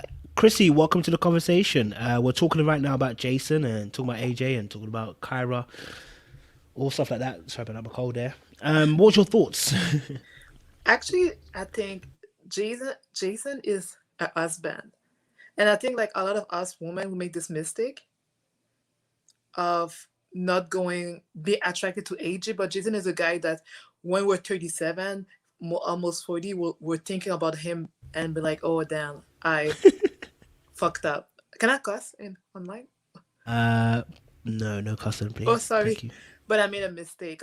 You're gonna regret eventually, because I feel like Kyra is not 21, like she's still 34. So at some point you have to look at can you be a good husband? Can you be a good father? Is it stable? And I think you have all the quality as a hobby, because I think AJ is fine physically, but I don't see any substance. I don't understand. I feel like he's only there because he's tall and have a beard. At this point, I don't really see anything that we're so attracted to, in substance. Jason, even though he's not as assertive and aggressive as other guys, I feel like at the same time, he's a good man. And no, I'm not gonna cheat on Jason, by the way. I will be faithful. If people cheat on anybody, and you can have a rich man that have everything you want. If you want to cheat, you want to cheat. So it's not even a factor. But I'm just saying that Jason will be the guy that will be attracted to marry, because I'm looking into a certain type of qualities at a certain age. AJ with the guy I'll be dating when I'm 22. But if I'm 34, pushing 35, and being 40 in a couple of years, I'm looking for a husband. And I'm looking for stability. And Jason give me stability and make sure that I know for a fact that it will be comfort, it will be happiness with him. AJ is too much headache, and I'm not doing that. That's not for me. I want peace and love. Why do you think that you'd wait to get to almost 40 before you recognized that Jason might be the right type of guy for you, that he's a husband type? Why does it take so long before some women, this is not all women, this is some women, get to that stage and realize Jason could be the right type of guy? But now I'm 27, and Okay. I already see that Jason will be the guy that I would want to marry today. But the common thing I see in my friend and my entourage is like they are attracted to AJ because they have this dangerous thing. Like Jason is too nice, and he's too like. I feel like they say like Jason boring. But the thing is, when you're married and kids, life is boring. Like when I say boring, it's routine. You get up, you go to work, taking care of the kids, daycare, activities. That's just life. But the fire that you feel with AJ, that's not reality. Like it's for a short time. And me, I'm looking for stability. And when I look at this show, I'm like, no, I will go for Jason. And I think I actually think, and it's funny because Kyra is a lawyer. I'm a lawyer too. Okay. Yes, and I see what she's thinking, and also, like I understand what she's thinking, but I also feel like she needs stability. She don't need a guy that's gonna make more headache in her life, and that's gonna age is gonna do, in my opinion. Okay, I'm hearing this. Okay, thank you. The lawyer has spoken. Okay, there's a question I want to ask you guys. I've just seen it in the chat and I want to bring it up. Where did it go? I'll have to find a little bit later. I'll bring it up in a second. Okay, cool. Here it is. Yeah, the question is, how would you define who is in your league and who's out of your league? Yo, this is gonna expose people's mindsets, boy. They're gonna expose people's mindsets. Who wants to go first? Well, Christian, you're a lawyer too as well? Damn, we've got a few lawyers on here. We appreciate you. Team lawyers. yeah. Sorry, and by the way, if some people don't understand what I'm saying, it's because I'm francophone. Je parle français. My first language is French, so Okay. I have a francophone accent. And nothing wrong with that. We're here for it. Well, since you've spoken French, we'll let you go first to answer the question, then I'll go to Christian. How would you know if somebody is in or out of your league? I think it's more like about not we is today, but who's trying to be. Because depending on what you're playing in the future, I won't know if you're in my league or not. Okay. Like let's say for me, something that's really important is generational wealth. I believe that if I'm getting married with you, my main purpose as a wife is to cater my man and taking care of my kids and create generational wealth. If we don't have the same picture, the same thing, and you're just thinking about yourself, for me, you're not in my league. So I'm trying to feel like, what's your plan in the next years, not who you are today. Because you can be whoever you are today, so in your quote unquote prime, and be nothing tomorrow. So that's how I look at if you're in my league or not. I like that. Okay, Christian, how would you know if someone's in or out of your league? I feel like we need Kevin Samuels to come on and explain this. A guilty pleasure, but I can't speak to what a man views as in or out of his league. I feel like I would leave that to you and the other. And Tuss, yes, and Tough on here. But I think for women, we kind of look for like. I think you're looking for attractiveness. Like I feel like women know who's in their league as far as attraction goes. Just like men, they grew up knowing if they were cute or not. Women grew up knowing if they were cute or not. I feel like when we're trying to date what they call quote unquote high value men, even though I don't like that term, or men with money, I believe look for certain things. They look for how a person looks, what they bring to the table. Do they have kids? Are they stable? Some men look for, are they religious? Do they come from a 2-parent household? Are they going to have to build them up, or are they secure in who they are? So I think women know if they come with those things. I do think we do tend to get it twisted. Sometimes we thinking that our careers make us as women more attractive to men. And I think more and more women probably need to figure out that our careers, even though I'm a lawyer too, doesn't necessarily sell me to some of these men that we want. We think it does, but I think it's the energy that you bring. Like Kyra brings a certain presence. Amber, for some reason, doesn't. But Kyra brings that, like, I'm big in this room, like I'm confident. I don't need to tell you I'm a lawyer because my presence embodies it. Like, you know, I'm here, and you know, I represent when I walk in the room, like you see me. I feel like that's what men look for, and I feel like Kyra knows that. She knows that, you know, when she walks in the room, she's commanding a presence for whatever reason. You can't really put your finger on it, but she is. Because I feel like there's been other women on the show to me that were very pretty, Chrysanthemum, Stacy, but they didn't have that presence and they went home. Which is the cool thing about the show. I feel like real genuine women actually stay on longer, and that's been cool. So, but again, I feel like a man really has to say what they look like, what they look for as far as what's in their league. But it's just my perception. Appreciate. Christian, thank you for that. I appreciate that as well. Appreciate it. Is it Chrysanthia? Oh man, me and pronouncing names. I'm gonna destroy somebody's name. How do I pronounce it? Chrysanthia? Hi, Kojo. It's Chris Natha. Ooh, say it again, sis. Chris Natha. Wow. If I get it wrong, just correct me every single time, okay? Chris That's Natha. okay. Love the smile. Oh, thank you. No worries, no at all. You're glowing. So the question we're asking here is, we're still talking about Ready to Love, but this question came up from the audience, and I thought it was a really good question to ask you guys. How would you define who is in your league and who is out of your league? This question is so bad because I think when you are considering who's in and out of your league, I think it's when you start to believe that the person that you're getting to know or dating is so much more desirable to other people, and maybe there's other people that's a better fit for them. I think that's when they're out of your league, because you're kind of going into the situation. We all have insecurities, but you kind of walk into it already feeling like I don't belong here. And then you start to play that out in the dating phase with that person.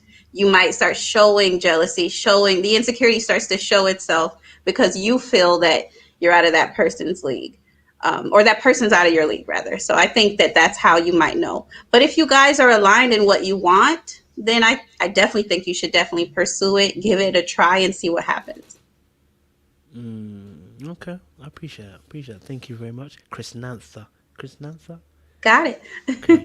I'll make sure I remember that. Appreciate it, sis. Tuss, we need you to answer this question, bro. Listen, the man them have come out now. We need to answer this question for the ladies and them.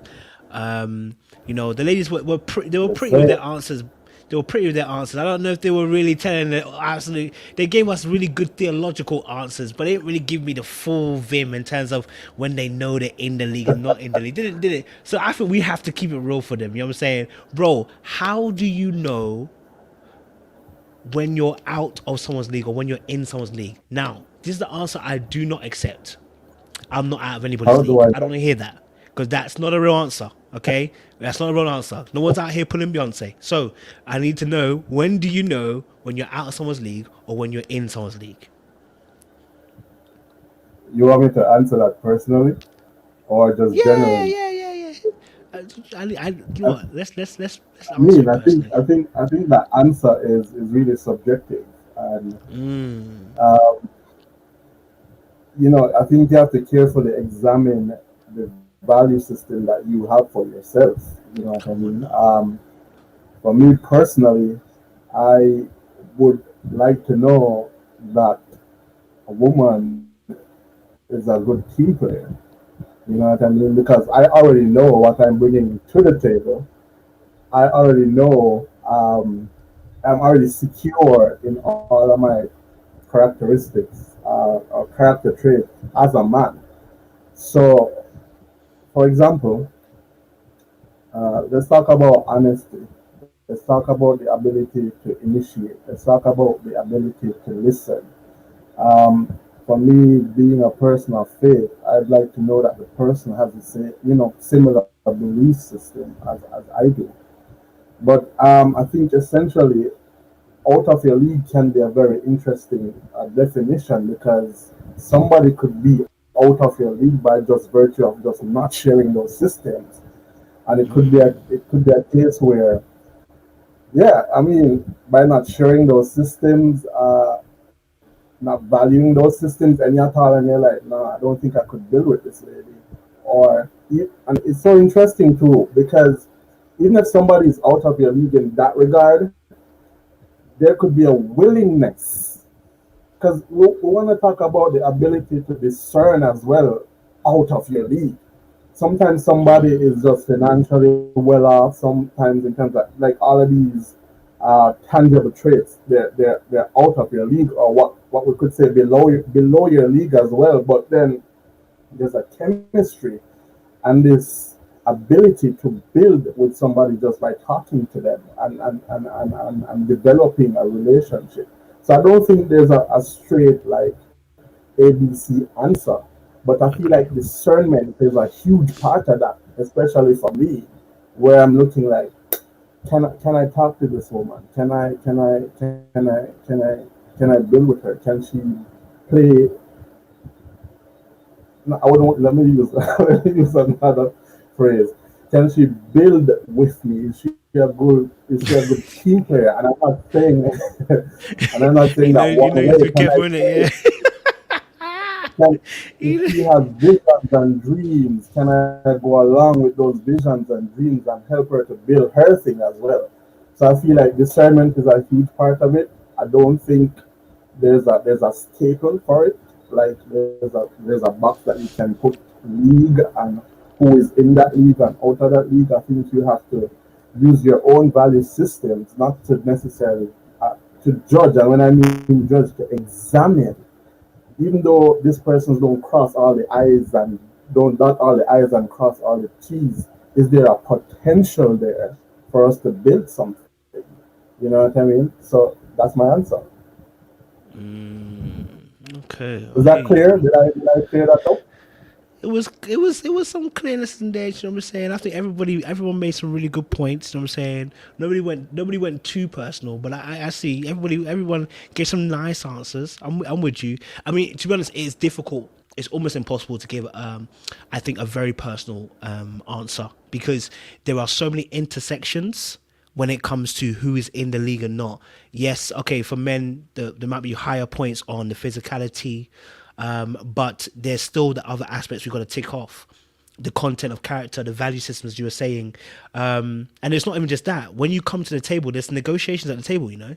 When you meet someone, there's some negotiation at the table. Like, for instance, Kyra and Jason, right? Kyra might make more money, but if you don't know how to invest it, you know how to save it, I might be a really good investor and saver, right? So now there can be a negotiation at the table. But how much do you value somebody who can help you in that area? That's the question she has to ask for herself. I can't determine that. I can present a case and say, I'm really good at this area and I can be really great for you here. But she may be thinking, well, that's not as much as you may be. It's not enough to pull me over to that side. So there's always negotiations that go on between people when you meet them and talk to them, because depending on what you value and what you put a heavy emphasis on, a bit like doing your university work where you got a dissertation, you know, that dissertation might be worth 50%, this course might be worth 40%, this course might be worth 10%. There's different weights that we put on different things and different values. So when we come to the table, someone who might be in someone else's league might not be in your league due to how you have a value system as well. So it's not a clear-cut answer for how do you know if someone's in or out of your league. But I definitely feel like if you feel like you don't want to be around them in public, you already know, you feel some way. If you're embarrassed by them constantly when you're out with them, yeah, that's probably not it. You know what I'm saying? If you feel like you can't bring them around your work colleagues or your friends or your family, this is a telltale sign. And, you know, sometimes it's maybe the way they talk, you don't like the way they talk, or the way they dress, you don't like it. That may make you feel like, do you know what? You're not in my league. You know what I mean? So it can be little things like that as well. So good question. Let's get back onto the show. Sorry about that. Apologies. I've got last few minutes before some more people come onto the show again. But yes, so we were talking about obviously Jason, AJ, and Kyra. Let's move on a little bit more. We had a conversation with I guess AJ and Alexis. I guess the question is, I'm going to ask a roundabout question about these two, which is around safety. Could you be somebody's safety partner? You know what I mean? If they said to you that you're the safe option, would you feel offended? I'll let you answer that in a second, but I want to get everyone's thoughts on AJ and Alexis first. Chris Nantha? I'm stewing names. You got it right. Oh, go ahead. Chris Nantha. Yes, Chris Nantha. Yeah. I'm actually Kojo, I actually live in Houston.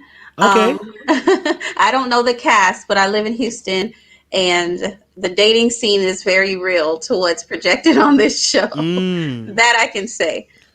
A lot of good-looking people, but people seem to be a little bit more reluctant to commit because there's so many options. It seems. But I will say that with Alexis and AJ, her being safe, I don't think is necessarily a positive thing.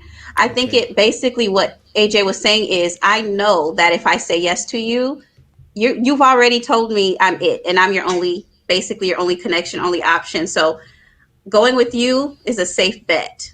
But is that what I really want? And so I wouldn't necessarily want to be the safe option in that scenario, because it doesn't really mean that you want me, desire me, see me in your future, see me long term. You just know that I'll be there. And I don't think that that's personally good enough for me. So in that instance, I would say that I'm not okay with that. I don't want to be that option just because I'm there. You want to be desired, you know? You want someone to want you. To want this. To pursue you. I'm with you. Desired. Absolutely. And pursued. Yes. I'm with you on that. Okay. Appreciate it. Good points. Chrissy, what's your thoughts on Alexis and on AJ as well? What's your thoughts? Oh, it's a big no for me. And it's funny because I feel like, men and women are different. So I'm gonna take for myself. I'm looking for men that make me feel safe. So if it was like me saying like a man is a safe choice, like something safe, it's a good thing, because I feel like I'm secure with you. I feel confident. I feel love and everything. But men are like hunter, and the safe choice. I don't feel like a man telling me that it's like they already. I feel like you don't. You feel like you don't need to work for Alexis. Like everything is already laid down and is done. And for a man, if he feels like that, he's gonna play with you a bit. But after that, he's like, oh, whatever. Because to be honest, like I feel like Alexis, she don't make AJ work. Like everything is so easy. What I see on the show, so I don't think it's a good thing for her. I really feel bad for Alexis right now. Totally hear you. Totally hear you. And would you personally, you wouldn't want to be a safe option then? Is that what you're saying? No, I wouldn't be. No, not in that way. Because the way you say safe is not like you are like, it's not like it's trusting you. It's not about trust or like, oh, I can trust you. I know who you are. It's more like you're safe because I know I'm already like that. Like Chris Nanta said, I'm already in, and that's not a good thing. I'm hearing you, Chris. Thank you. Appreciate it, Chrissy. Christian, what would you say is your thoughts? I mean, would you... what was your thought? First of all, what was your thoughts on Alexis and AJ's actual connection? Because they seem to have I don't know if you can call it a nice conversation. They had a conversation on the top of the tower, And what was your thoughts on their interaction?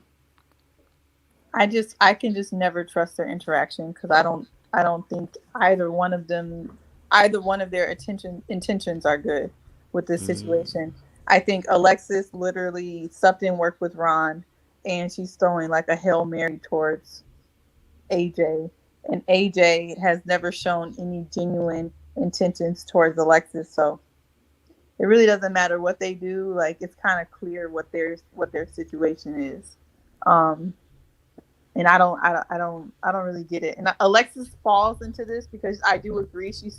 With Chrissy, she seems so eager to plug anyone in. And I think women who look so eager to plug any man into this like big picture that they want, they're gonna set themselves up for failure, because you're willing to plug any man in. And it doesn't make any sense, because her big issue with Ron was the fact that he didn't quote unquote pray, even though he says that he does pray now. But I don't know. But AJ doesn't look like he prays. I mean, I haven't heard it. I don't know. I don't get it. I really don't get it. And no, you never want to be anyone's safe option. Ever. I'm hearing you. I'm hearing that. Okay, good points. Appreciate it. Thank you very much, Christian. Tuss, talk to us, man. What was your kind of thoughts around AJ and Alexis' connection? I really don't think there's a connection. To be honest, I really don't. I think how they use safe in the context of that show, it's really, well, I don't have another choice. I'll just go with you. And I think that's not a place that Alexis should want for herself, because it then translates to, as soon as I see what I really want, then I'm gonna go. You know what I mean? I don't see a connection. I feel like too, Alexis has to assimilate her calmness, because she knows that the moment she goes high, AJ is just out. You know what I mean? And even when she says, "You bring me down," I'm like, "Girl, you didn't. He doesn't bring you down. You bring down yourself, because you have to present yourself in such a way that you don't offend him." It's almost like she has to present herself on a golden platter, because she's making all of these offerings, and he's like, "I see that, but I'm over here with Kyra." You know what I mean? I don't think there's a connection, and safe is just another way of saying, yeah, I can settle for you until the end of the show. You know what I mean? I'm hearing that. Would you be okay with being, if a girl said to you, Tass, you're amazing, you're safe. That's a no. Because that's just saying, I'm just with you until I find better and see what I really want. You know what I mean? Yo. Okay. Someone asked a question. I can't see what it is. They asked, and this is specifically towards the men. Said, "Would you marry a safe option? Would you marry a girl who you knew was a safe option?" Tuss, that's the question to you, because we are the only men here. Would you marry a girl that's a safe option? No, and I say that because safe for me would mean I have no other choice but to choose somebody, and I think earlier today that was a great example with David. He had no other choice but to marry somebody, not because he wanted to, but that was his choice. That was a choice that was presented to him, and I don't think I'd want to be in that position. I'd like to know that the person who I'm marrying is somebody who I desire and I'm choosing to marry, not because I'm obligated to do it or don't have another choice. This is it. This is the person, and that's the person that I want to spend the rest of my life with. I hear you on that. Yeah, I'm never gonna do that. Yeah, never marry a safe person. I think you think about it, but you never do it, right? You think about it, you could be, and then you're like, nah, right? Because it's just not. You're settling at that point. And I think as a man, I think there's a level of entitlement that we have in the society due to the fact the numbers kind of play in our direction, that we will not settle. You get to 40, we're not going to settle just for any gal. Now, some men do. I think some men just go for anything. But them man, they're crazy. Them man, and as long as it's breathing, they want it. Like, that's different. But for those who are not just hungry like that, I think we tend not to try and settle like that. You know what I mean? We don't want to just go for the person we find is a good option for any just for being a wife. No, we want the person we desire, and we want to pursue that particular desire as well. So definitely feel that. You know what I'm saying?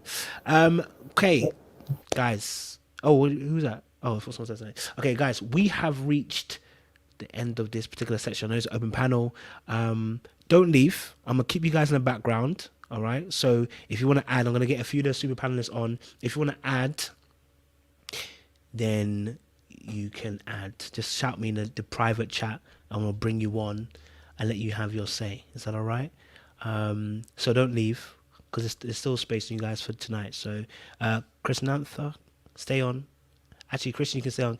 If you got a camera, stay on. It just makes it easier, because when these people are doing super panels, people want to see faces. So Christian and Chris Nantha, you can stay on because you got the cameras on. Tuss, if you turn it on, I can keep it on. Chris, if you turn it on camera, I can keep it on. That's that simple. That's how easy I'm gonna make it. All right. But we're gonna get the super panel on. So I appreciate you guys. So Tuss and Chrissy, stay in the background. I'm gonna put you in the background. If you want to add anything, let me know. We'll bring you back on stage to add you as well. Appreciate you guys. Okay, great. So we're gonna bring on 2 more panelists, super panelists. Okay, some of my super panelists are doing extra work elsewhere, and I appreciate that, because you know what I'm saying, they're getting some good work done on somewhere else. But tonight, I have 2 of my smoke artists who are horrendously good. Okay, yeah, beautifully good. You know what I'm saying? Amazing. Okay, straight shooters. You feel me? Yeah, don't need too many bullets to catch the target. You understand? Yeah, straight GoldenEye ting. Okay, so I want you guys to give a warm welcome to both of my shooters. Okay, you know them very, very well. One talks very, very calmly. Okay, that's how she kills the opponent. The other one, okay, just doom, doom, doom, doom. That's how she does business. You understand? You already know her as the OG. You understand? The OG. You feel me? So welcome to the stage, Maria and Lola, baby. Hey, what's up? What you saying, man? Look, you've had a busy day. You're busy 2 days. Yeah. Listen, it's been busy. It's been busy. I know you got. Listen, I already know Lola's got a different type of smoke that's ready today. I'm shook earth. I already know you've got a smoke. I know you got a smoke today. So listen, today you have free reign to smoke. Okay, yeah. Barbecue if you need to barbecue. Okay. All right. Okay. Cool. Okay. Cool. All right. Currently, we are talking about. I'm gonna keep it flowing. We're talking about AJ, and we're talking about Alexis. Now, there's that scene where Alexis gets told she's safe option, and I don't understand why she didn't think to herself at that moment, I need to be out of here and running, right? Exactly. So Lola, talk to me. When you saw that scene, what was your thoughts? I was like, you know what? This is the height of desperation. You know what? Alexis is a smart woman, and I know she's known that she's second choice.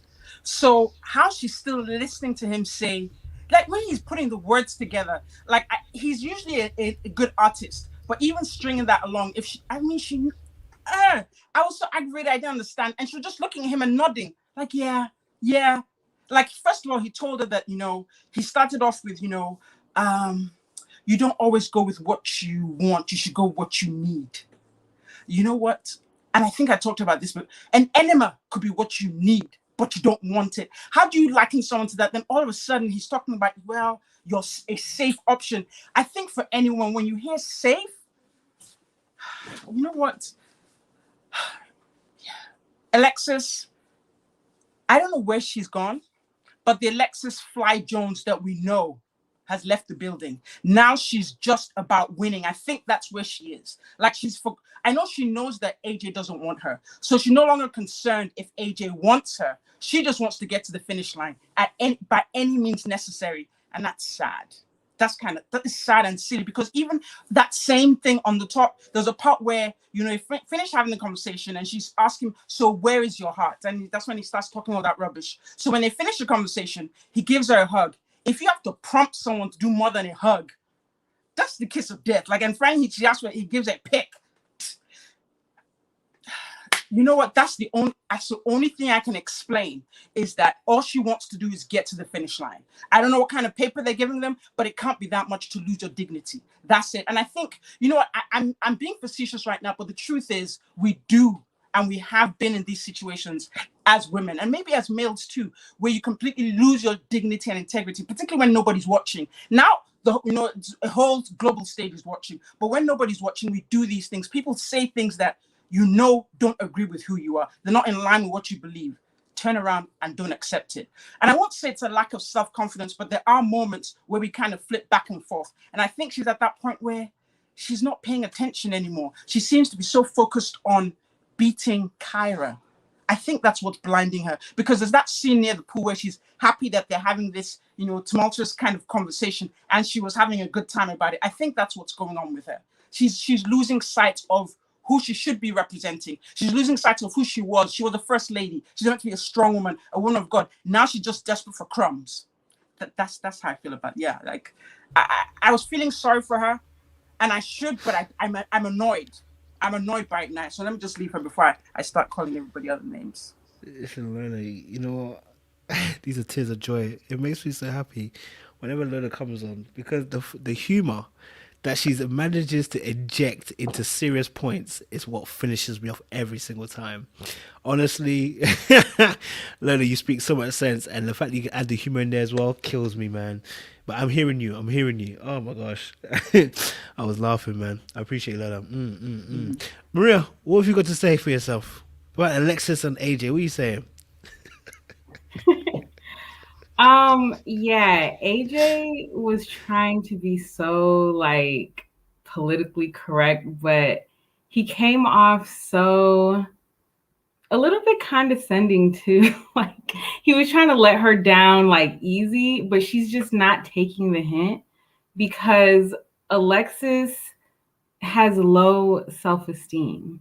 And I think she's using this show as validation, and that's why she's so concerned with winning this competition, regardless of the fact if she, made a good connection or not. You know what I'm saying? And from what we've learned about, the whole Ron situation, in this particular scenario, Ron would have been her safe choice, right?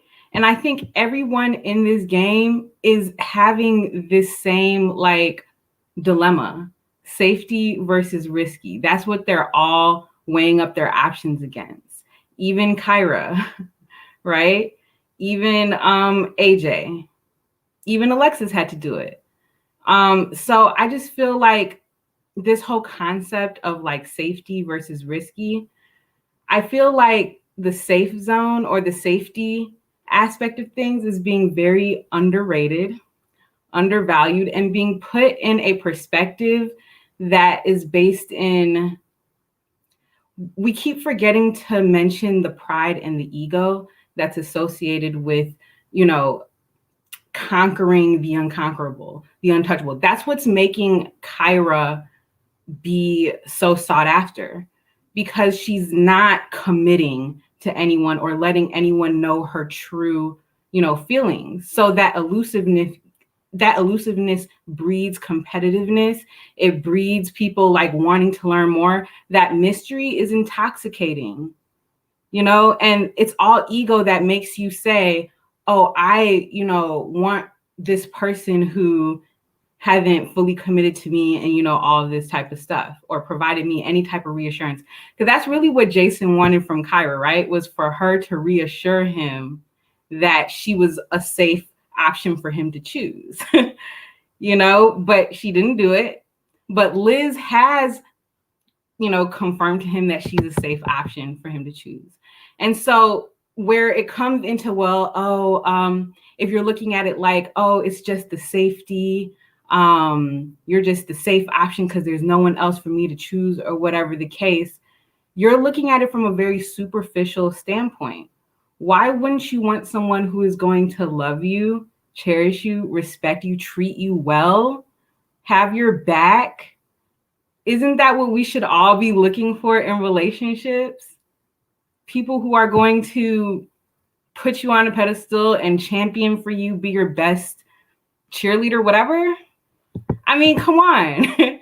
So I feel like people are putting it in this light, and they're allowing pride and ego to cloud their lens of what good options are to choose. And I would just be careful with that. And, safety doesn't always mean a negative thing or that it's a downgrade. It just means that there isn't a level of mystery here that's going to have you on an emotional roller coaster trying to conquer something.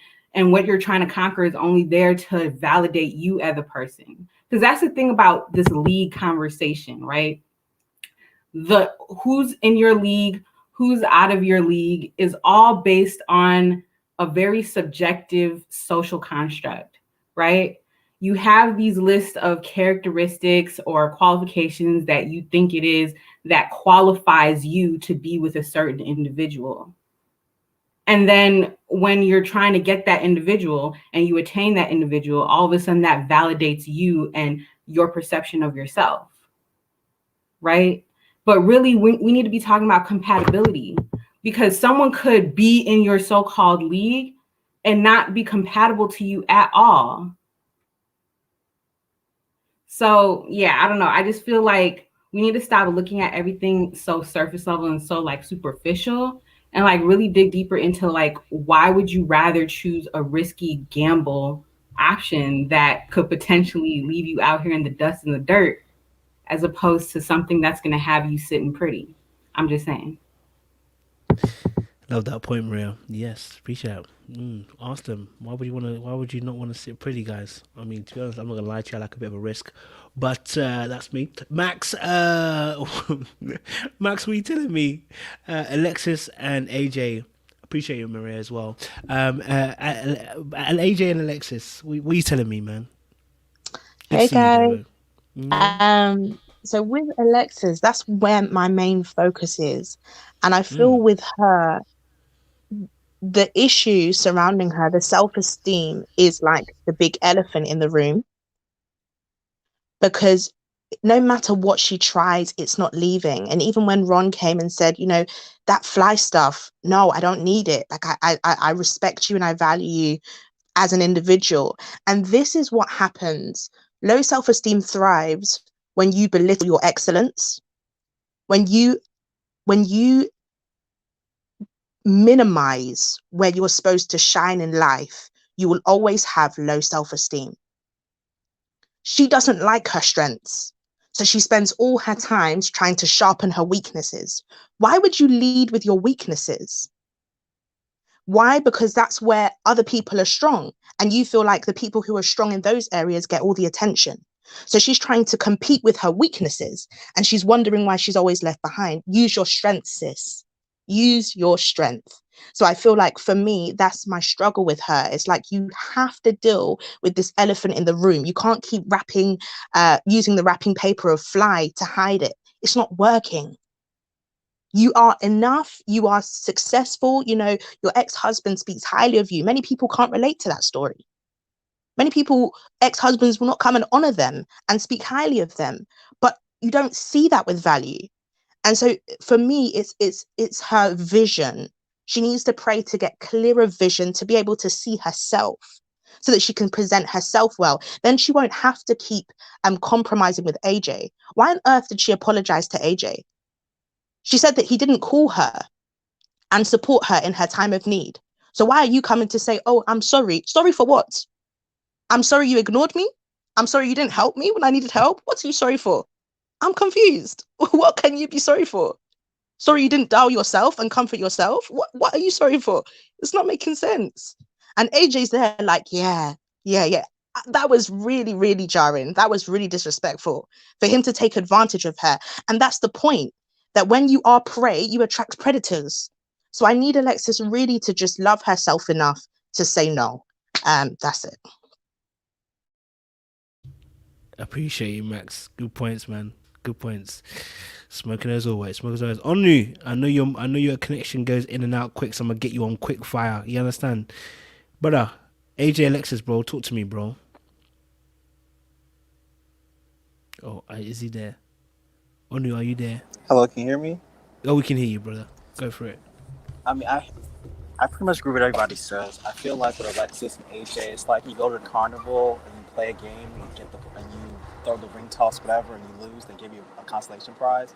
To me, Alexis is the consolation prize for AJ this season.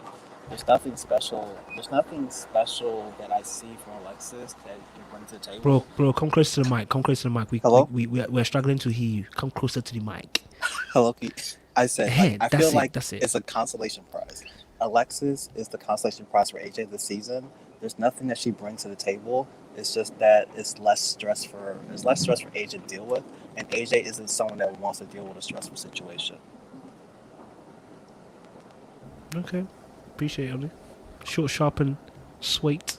Okay, appreciate it, bro. All right, cool. Okay, cool.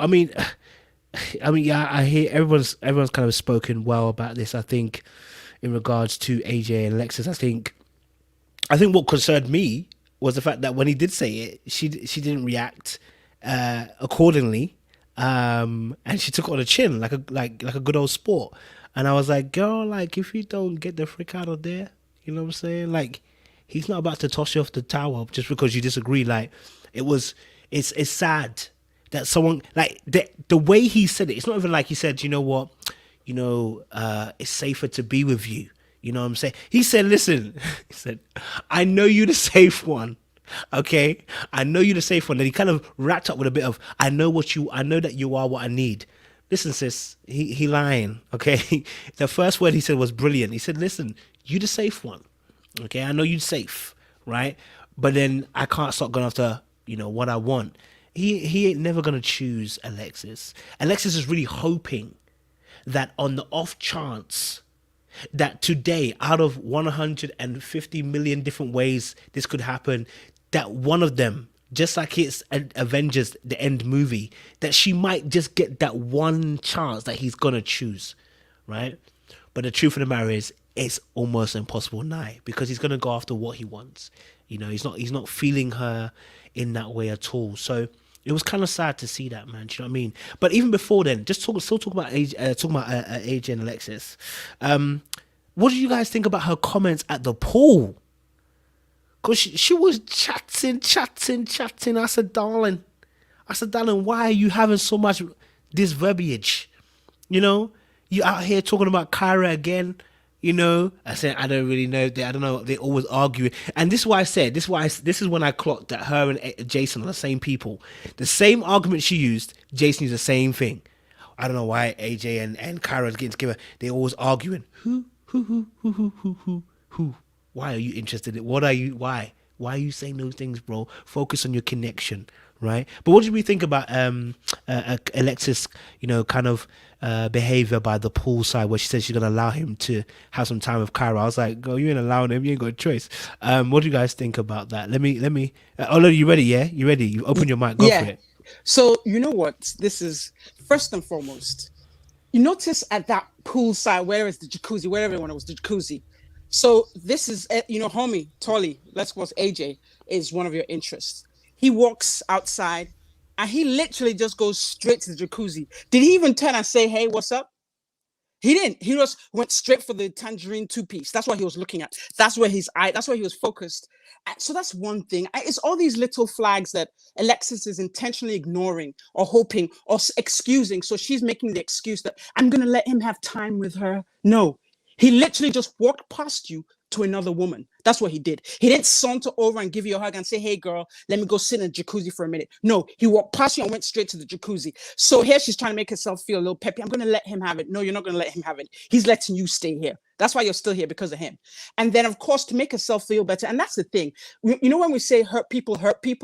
So when you see females or women who talk about people or gossipy, it's really from a place of insecurity. So here she comes, reveling and enjoying the fact that they have this, this banter going on, this spirited banter that, they don't match. Nobody asked you. Your own concern is to be there, get the man or don't get the man. We didn't say talk about the man. We didn't say talk about the woman. And this is what she does too, because if you remember, I don't know why I remember this, there was a scene back, the great ball, the mass ball, when she was sitting, I think she was talking to Ron. She's always trying to tell the guys about the other person. But the problem with this point here is that you have something to gain. So whether you are speaking the truth or not, it doesn't matter. I'm going to take it with a pinch of salt because it benefits you if what you're saying is true. So it's just, and I guess it really does kind of emphasize that she really is, sometimes she props up herself to appear secure, but then of course, most of the time she's leading with insecurity. She's insecure. I don't know what the things are, what's going on, because everyone says it. Ron says it. I think her husband says it. She has these great qualities, but then she still appears to be insecure, particularly when she's with them. So that's what it is. I thought it was dumb, because even she said it when they were up on that little top, the penthouse top, she said the same thing. I don't want you to end up, in a toxic situation. I can't remember the wording. So you can be with the right person who's going to let you grow. Say, stop it. Like when you're on a show like this, if you know you don't have the kahunas for it, don't do it. because it's a tough thing to be in. But then you show your weakness when you talk like that, because if I'm on the other end looking at you, I can't respect you coming from that angle. It's like going on a date with someone you don't know and they start bad mouthing their ex.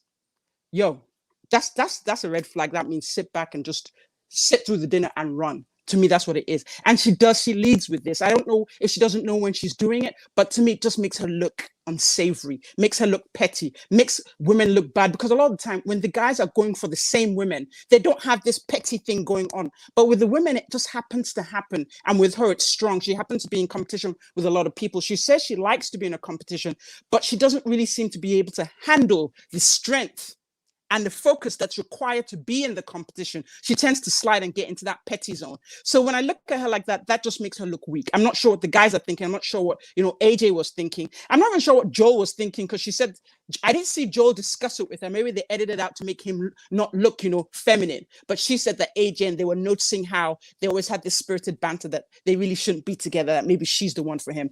It just makes her look bad. You know what, Alexis, I know they pay them for every episode, but I don't think she's hurting for money like that. She just needs to go home and be with her son. That's what she needs. But that's just my take.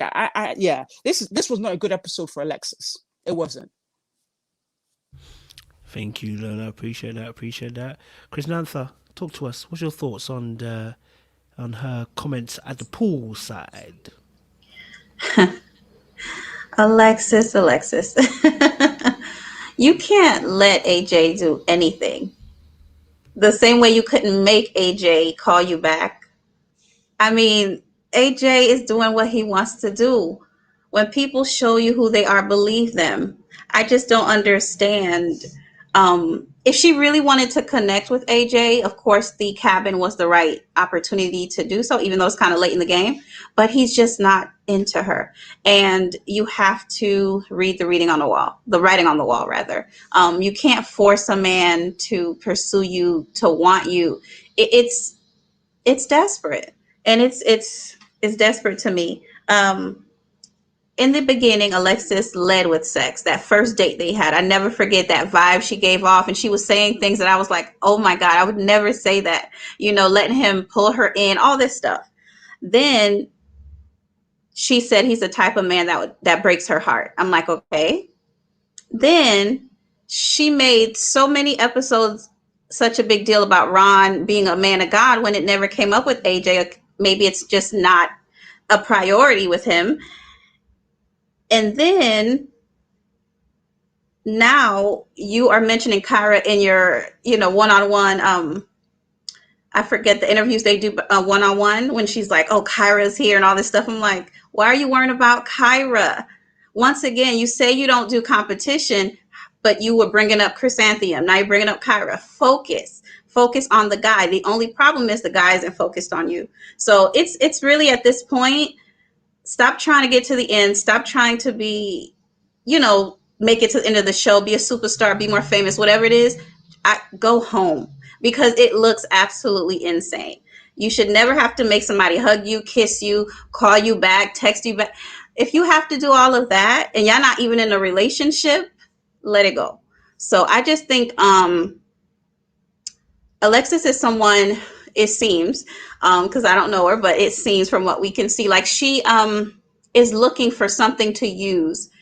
Like, for instance, I think part of her, and I know we're not talking about this, but part of her, I feel like being roomies with Liz was because they can sit and talk about, oh man, I don't know about AJ. Here he go with Kyra, because they have something in common, her and Liz, which is Kyra. So I personally think that was strategic, because we know that Alexis always question all the women to see what's going on with everything.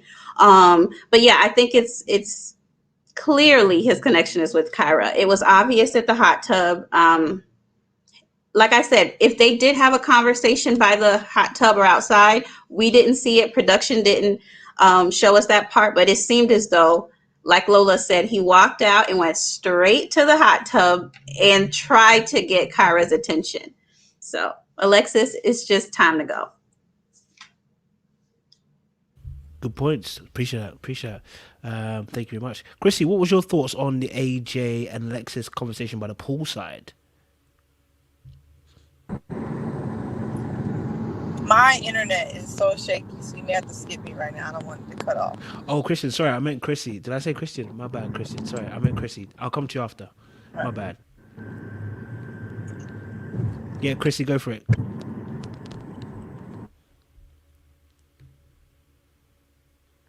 You have to unmute yourself. Okay.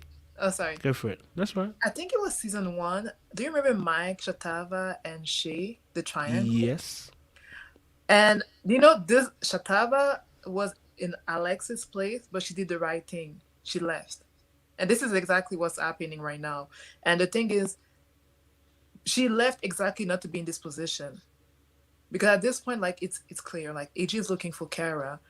And I felt so bad because I felt like she, like, she was bothering V and Joe with this AJ thing, AJ all the time, complaining. Like, that's what we see on the show. She's always complaining about something about AJ. And it's so early on. And at this point, she should have leave because we already saw this type of scenario with the, like, one man and the 2 girls. And we all know that he like, Mike wanted Shay and Shatava was still lingering around. And when she saw the way Mike was arguing with Shay in the kitchen, remember this interaction? She already saw, like, okay, no, like, you ready, whatever arguing, whatever what's happening, but you already have this energy with her than being peace with me. That means I'm not the girl for you, so I better take my self-esteem and go home. But Alexis, I don't know what she's doing. Like, I don't know. I really don't know, because at this point it's, like, so clear. I guess she wants to win. And one thing I saw is she was kind of happy that AJ arguing with what's her name, with Kyra, because she thought that because he's arguing so much with Kyra, she will have better chance with him, which I felt is really sad because he's never gonna choose you, and even if he choose her, she always gonna be sloppy second, because if Kyra choose Jason, then Alex is going to be with AJ, obviously, but only because Kyra chose Jason. So basically, you got a man because another woman didn't want him. So do you really want that? Like, me, no. I'm pretty sure most women don't want that. So hey, to each his own. But no, it's a no for me. Appreciate it, Chris. Thank you very much. There's so many Chris on here. Listen, it's mad. Chrissy, Chris. Even my tongue is getting twisted before I even say words. All right, cool. Appreciate you. Thank you very much, Chrissy. I appreciate it, man. Love for that. Christian, if you're there and you're safe, please let us know your thoughts on AJ and Alexis, and Maria will go after. I agree with everything that everyone has said.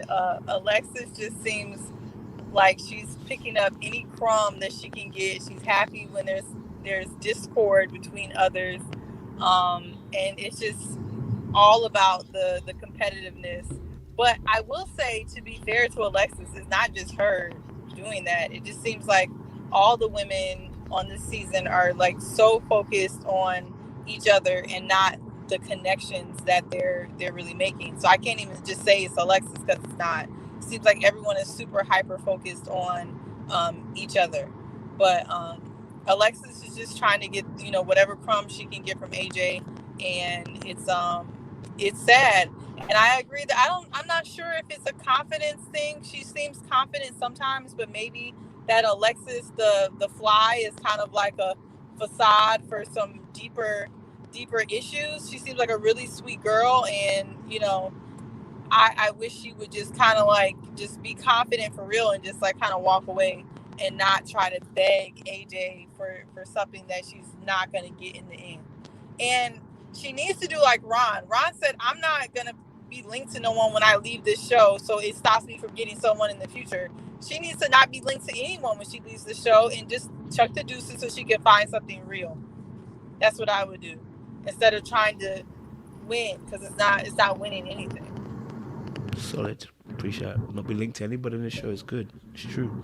Don't have no anchors in your life that you don't need. I hear that. Appreciate it, Christian. Maria, smoke away. In that scene with Alexis by the pool and the hot tub and everything, like she just seemed like she was like hovering and spying on them, and like you were sitting over there in the corner with like the dejected kids, and you were like, you know, talking crap about the in crowd, and it's like, girl, like get a grip. Like I feel like, you know, throughout this whole season, you know, from day one, Alexis was seen throwing herself at a lot of different people. Jason was one of them. AJ, she has made herself abundantly available. You know, almost like the access is too easy, you know? And I don't think she realizes yet how that affects her positioning and how that can make her undesirable, actually, right? I think she needs, like, she's talking trash about Kyra, but you should be learning from her, right? Like you should learn the art of, you know, being a little bit harder to get, because that's what creates the pursuit,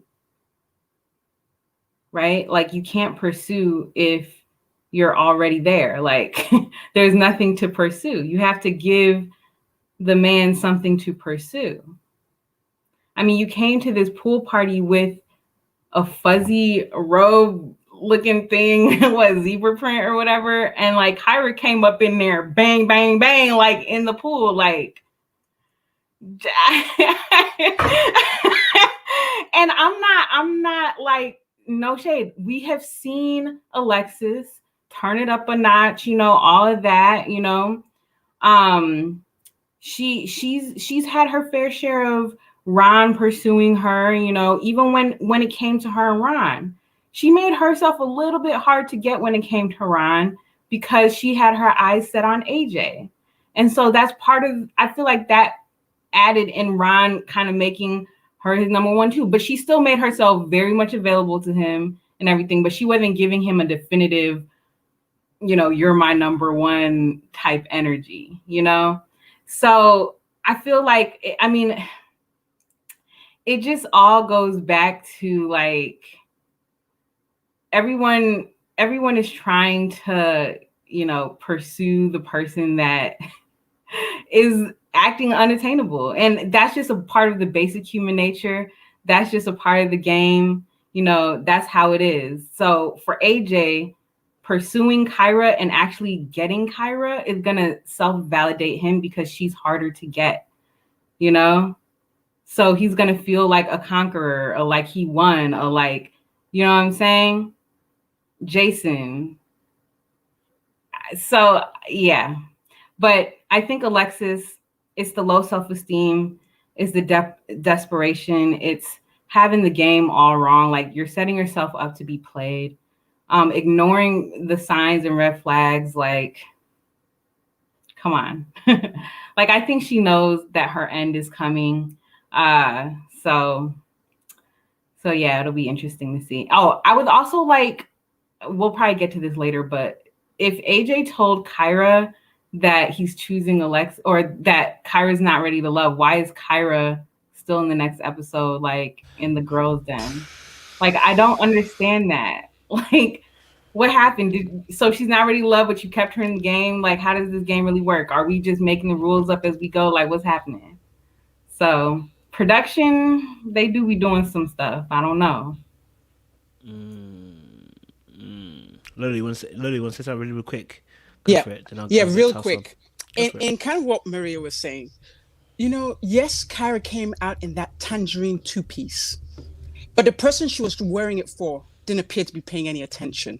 And I want us to kind of think about that as women, that yes, we should have our tools and equipment and our toy box, but if he's not checking for you, you can bring out the big guns, the bazooka, and he's still not looking. So that's another thing, to be self-aware.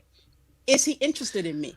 Yes, she had the tangerine two-piece. I saw half her breast. I saw this. I saw that. The Megan Stallion look. It's Houston, so it makes sense. But yo, he was still looking at Liz. Unless they edited it out that he didn't look that way. Only, you know what? It was only AJ who seemed to appreciate the two-piece. That's just my personal opinion. So, ladies, be yourself. If you know, it would have been nice, like what Sinead was saying in the chat. I was expecting Alexis to come out in a bedazzled swimsuit. She probably do a one piece, but she didn't even bedazzle nothing. That's her style. But hey, be yourself. If he's for you, he's for you. Now, of course, there's this art of pursuit as well. You don't make yourself available. You don't have to chase him. You can look at him, smile, and then keep doing what you're doing. Let him come to you. But that's just a little bit I wanted to give everyone. Let's keep it going. Appreciate it. Tuss, what's your thoughts, man? What's your thoughts on that pool scene, man? Oh, that was rough to watch. Because it just felt like everybody was pairing up, and Alexis was just there, like the auntie watching the kids at the pool in that there. And I really do feel like she has a lot of healing to do, and that presented itself in many ways, even before we got to this stage. I really do observe that she presents herself, vulnerability, all her insecurities. She presents that to all of these different men, and I find that there's a serious sense of abandonment and disregard that they respond with. She did that with Ron, and I don't know if anybody notices that the guys that she tend to cling to are those guys that seem to abandon her in some form of way, or disregard her in some form of way. The difference between Ron and AJ to me is AJ is a little bit more passive in his disregard, and Ron just goes out guns blazing, like boom. You know what I mean? But I think she's numbed herself though. I think she's fully aware that AJ is not interested, but because it's also a show, everybody's just trying to, at this point, hold on and play the game, no matter how it makes them look desperate, or no matter how it just seems like they're lowering their standards. And in a strange way, I feel like the quality of the field in the context of the show, AJ and so on, it's like, I mean, you gotta discern the character traits, though. You gotta be able to look and able to think beyond how you're feeling and whatever butterflies that you're getting. You gotta be able to really look and say, is this the sort of guy that I need? Because when she says things like, AJ, you bring me down, and I'm like, this guy's not saying anything though. He's just standing there like a solid brick wall, and he's not saying anything, and you're the one who's assimilating yourself to fit this mold that he's presenting, and I'm like, girl, you need to get up. You need to go. I think you really need to just call it quits on the show, because there's no love here for you. And it's really making her seem desperate. I really do believe that in the context of the show. I think everybody said everything perfectly. I really do believe as well that despite the insecurities, there's something about her that comes off attractive. I don't know if it's how she's just clear cut in what she says. That can be very attractive to a lot of men, but I feel like the guys that she's pursuing, they're really not interested. And AJ being the last one for her, he's like saying, yeah, we said this before, you're safe, but yeah, he's just feeding her what she needs to hear. And I feel that's also a part of the game, because AJ is playing too, because if Kyra doesn't choose me, at least I have Alexis to keep me in the game, you know what I mean? So, but in terms of how it resonates on screen, I really do feel like Alexis is coming off really desperate. And separate and aside from that, I think she needs a lot of healing. She needs to, do some healing work. Appreciate it. Good points, Tuss. Good points. Max, talk to us, man. Yeah, so I completely agree with what Tuss is saying. I want you to imagine you're going on a holiday, and like most people, you overpack, right? But there's certain stuff that you feel like, oh, it'll be useful to me. The way you will fold it just to make sure it fits, like you will fold it in such a way that you're able to squeeze that extra thing in there, even though really and truly you're already overweight. Respectfully, Alexis is that little thing. She makes herself so malleable that she's able to fit, even though there really isn't space. And that's what low self-esteem does to you. It makes you force yourself into spaces you don't fit, where there isn't space for you. You minimize yourself. You make yourself so small that you're able to fit. Unfortunately, when you're going to get to time to, send that luggage in, they're going to tell you it's overweight. They're going to tell you that unfortunately there isn't space, and unless you're willing to pay extra baggage, you've got to let it go. And unfortunately, no one's going to pay extra. No one is. And she will be, they will let her go when they feel like it's not necessary anymore. So that's the bit I can add there, as well as the fact that I know she works in TV. So potentially this is why she's hanging on so long. Maybe that's also like a double business move. And lastly, Chris Nather brought up a really good point about the difference between Ron and AJ, because we've all been saying it. Ron, how she was really big on, oh, he's not a Christian guy. And then AJ is like, pimp. And everybody's looking like, sis, what's the difference? But I want you to imagine your favorite filling, sandwich filling. Like maybe you love chicken, right? If you only have chicken and bread, you'll still enjoy it. But if it's tuna and bread, you need salad, you need sauce. Ron is tuna. You can't eat it with bread alone. I need salad, I need sauce. But because I love chicken so much, I can eat it dry with the bread. Yeah? That's AJ. And that's what's happening here. Ron, he needs to be a Christian. He needs to be tall. He needs to be a provider. He needs to reassure me. He needs to call me. He needs to do, AJ, just blink at me. Just breathe. And we're good to go. No, sis. No, okay? Because chicken and bread is not nutritious. Okay? You anyway, sorry, I'm doing too much, but yeah, there we go. Oh man, yo, that finessed me, boy. So the chicken and the bread is dry, but oh man, hey, you just hitting some bars there, sis, man. Hitting some bars there. I ain't gonna lie to you, man. Can we quickly pass around the plate, the collection plate? Pass it around. Yeah, pass around, yeah. Oh my gosh, that was fire. But Kojo, yes, I feel like, even with her analogy, like it goes back to those risky and safe options, right? Mm-hmm. It's like people do not realize, or when are people going to realize that risky option will have your life messed up every time. There's never been a time where that risky option actually panned out to be what you needed it to be. It's a delusion that you tell yourself. Like, I mean, yeah, that's all I had to say. I just wanted to highlight that. Like, everyone is playing the same game, and it's like the cycle is continuing. Like, they all want what they can't get. So I agree. I do actually agree with that, Maria. It's true. They're in that space where everyone's in. They can see the need, and they're going for their wants.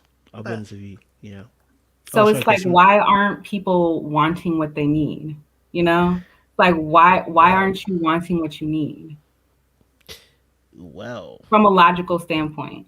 Well, that's a question to ask. We wouldn't be human then if we wanted what we needed. That's what we do. We want what we don't have. If we have it, then we don't want it anymore.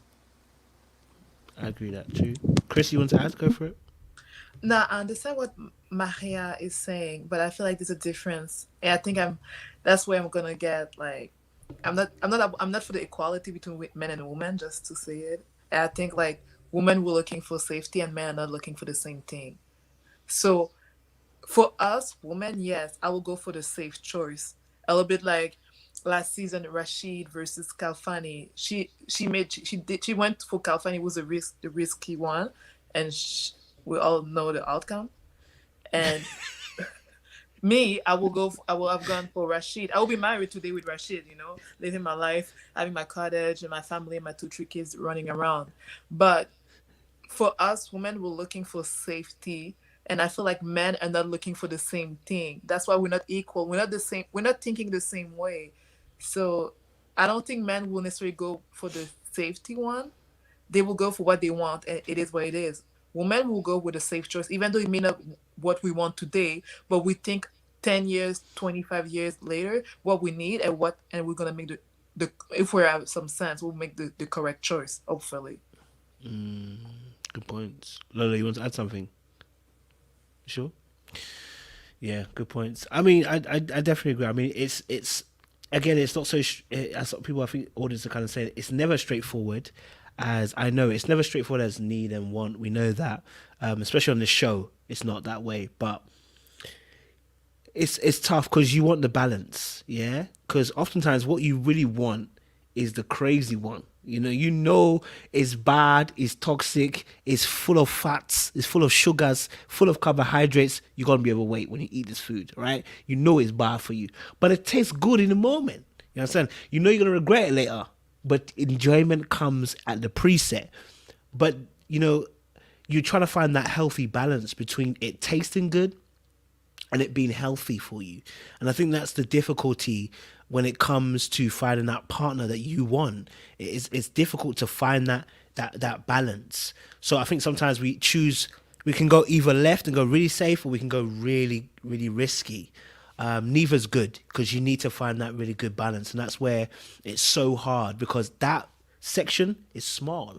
It's a very small portion. You find people that are fine for you personally, that fit that balance that you require and that you actually need. So yeah, it can be very, very difficult on that part as well. Okay, so we had AJ and obviously Alexis, a little comment there as well. Who else do we have? Because I know we didn't see much of Vern and Joel, so I know they slept in the same bed that night, but we don't know anything much about that whole scene with them on the bed. Like, I don't know why. I don't know what they were doing. Were they fishing for content or something? Their on-screen chemistry has gone way down. It's dead. Dead in the water. Dead. I'm like, why are y'all sitting across the bed like Moses parting the Red Sea? Like, y'all are on two opposite ends of the earth. Like, I really feel like, they're just the obvious choice for each other, because nobody else wants them at this point. Well, Joel has options potentially, right? However, his risky options are true risks. Like there is no chance, okay, that would actually work out for you, Joel. Like, going after Amber, nah. Okay, Kyra, no. Like, it's not gonna happen for you in those options. But Vern is his safe option. I think he has come to grips with that. But again, the want isn't there anymore, like how it used to be. And Vernicia, I'm not going to compare her to Alexis Fly, but she is kind of like trying to make it work, where it's like there's already been red flags, sis. Like, he's not gonna do you right because the want isn't there. So I don't know. She'll figure that out. But yeah, their on-screen chemistry is like non-existent at this point. It's dead. It's actually dead. No, their on-screen chemistry is actually dead. But if it wasn't dead last week, it's dead now. It's like, bro, last week was the epitome of dead. Like, and when they tried to explain it I think she did a live and tried to explain it. I said, I'm not buying it. What? How is it? How is it the kiss was so dead? You guys have been showing us this chemistry. Y'all been flowing. You've been nice. And yet, when you're holding his mouth, it looked like she was really going for the kiss, but he ain't trying to go for the kiss. You know what I'm saying? It looked like he weren't trying to go for the kiss. That was the most awkwardest kiss I ever seen. That ain't got nothing to do with the fact that you can't kiss on camera. That ain't got nothing to do with the fact that you guys might be shy. That's got all to do with the fact that, listen, it looked like he was trying to pull out. That's generally, he didn't want to do the kiss. It looked like that. He might come out and say something totally different, but it looked like from that angle, he weren't really on this kiss. Do you know what I'm saying? I'm just being honest with you. Do you know what I'm saying? If I was a partner, I feel disrespected that you're trying to kiss me like that. You know what I'm saying? The eyes open part got me. Like, I was like, oh, this is like the creepiest, most awkward, most uncomfortable kiss. The eyes open. I couldn't deal. The cringe factor was on a thou wow. I think that kiss was a confirmation for those of us who were confused or weren't sure as to what was going on between them, because some people were making excuses. I think when we had the last live and we talked about him standing her up, some people confused, well, maybe it was a one-off, maybe it was this, maybe it was that, maybe Jesus called him, maybe his phone broke. Nah, G, when we saw that kiss, that explained why he didn't call her, tell her that the date was off. Like, it was done, it's toast, it's a wrap, exit stage left. But I think both of them have probably agreed that let's, see it to the end. And I think that's almost makes me almost think that's why they decide to share the room, to create some kind of something to talk about. Otherwise, they wouldn't have come up on the piece this week, because all they did, and we all know, the implication of something is stronger than what might have happened, so they're implying, so they shared a room, big deal, whoop-de-woo. He probably slept on the floor and she slept on the bed. Well, she has more cushioning than him, so maybe she slept on the floor and he slept on the bed. I don't know, but the truth is, I doubt anything happened, but they did that on purpose. Or maybe producers told them to do that, because that kiss, they couldn't edit anything around that kiss. It looked horrendous. It looked like a horror movie. And it was awkward for me watching. Like, I covered my eyes like I was covering my children's eyes. Like, it was just, that's it, folks. Put a pin in it. We're done. Yeah, like, I look at them now and it's like asexual vibes I get now. Like, before I used to think of Joel as, hey, baby. No, he don't do it for me now. Now he just seemed like my grandfather. I just want to, get some toffees from him and sit down. I don't know. So that was the whole purpose of that little scene there, them sharing the room and doing the coffees. They're trying to convince us as they come towards the finish line that there's something. There's nothing. Like, I don't know. Were they trying to explain it away? Because there's nothing to explain. It's done. We're not stupid. And that's the thing. And that's what they say about cameras and chemistry. There's that unknown thing, that little force that comes across the camera. So we can tell when someone's been, authentic or when they're not. That kiss was frightening. And you know what? Whoever suggested the kiss, is a mean person, because they tried to put them on blast. That's why they did that. That's what that was. But yeah, that's it. Like, nothing going on over here. We know this. That's all, folks. But yeah, that's just my take.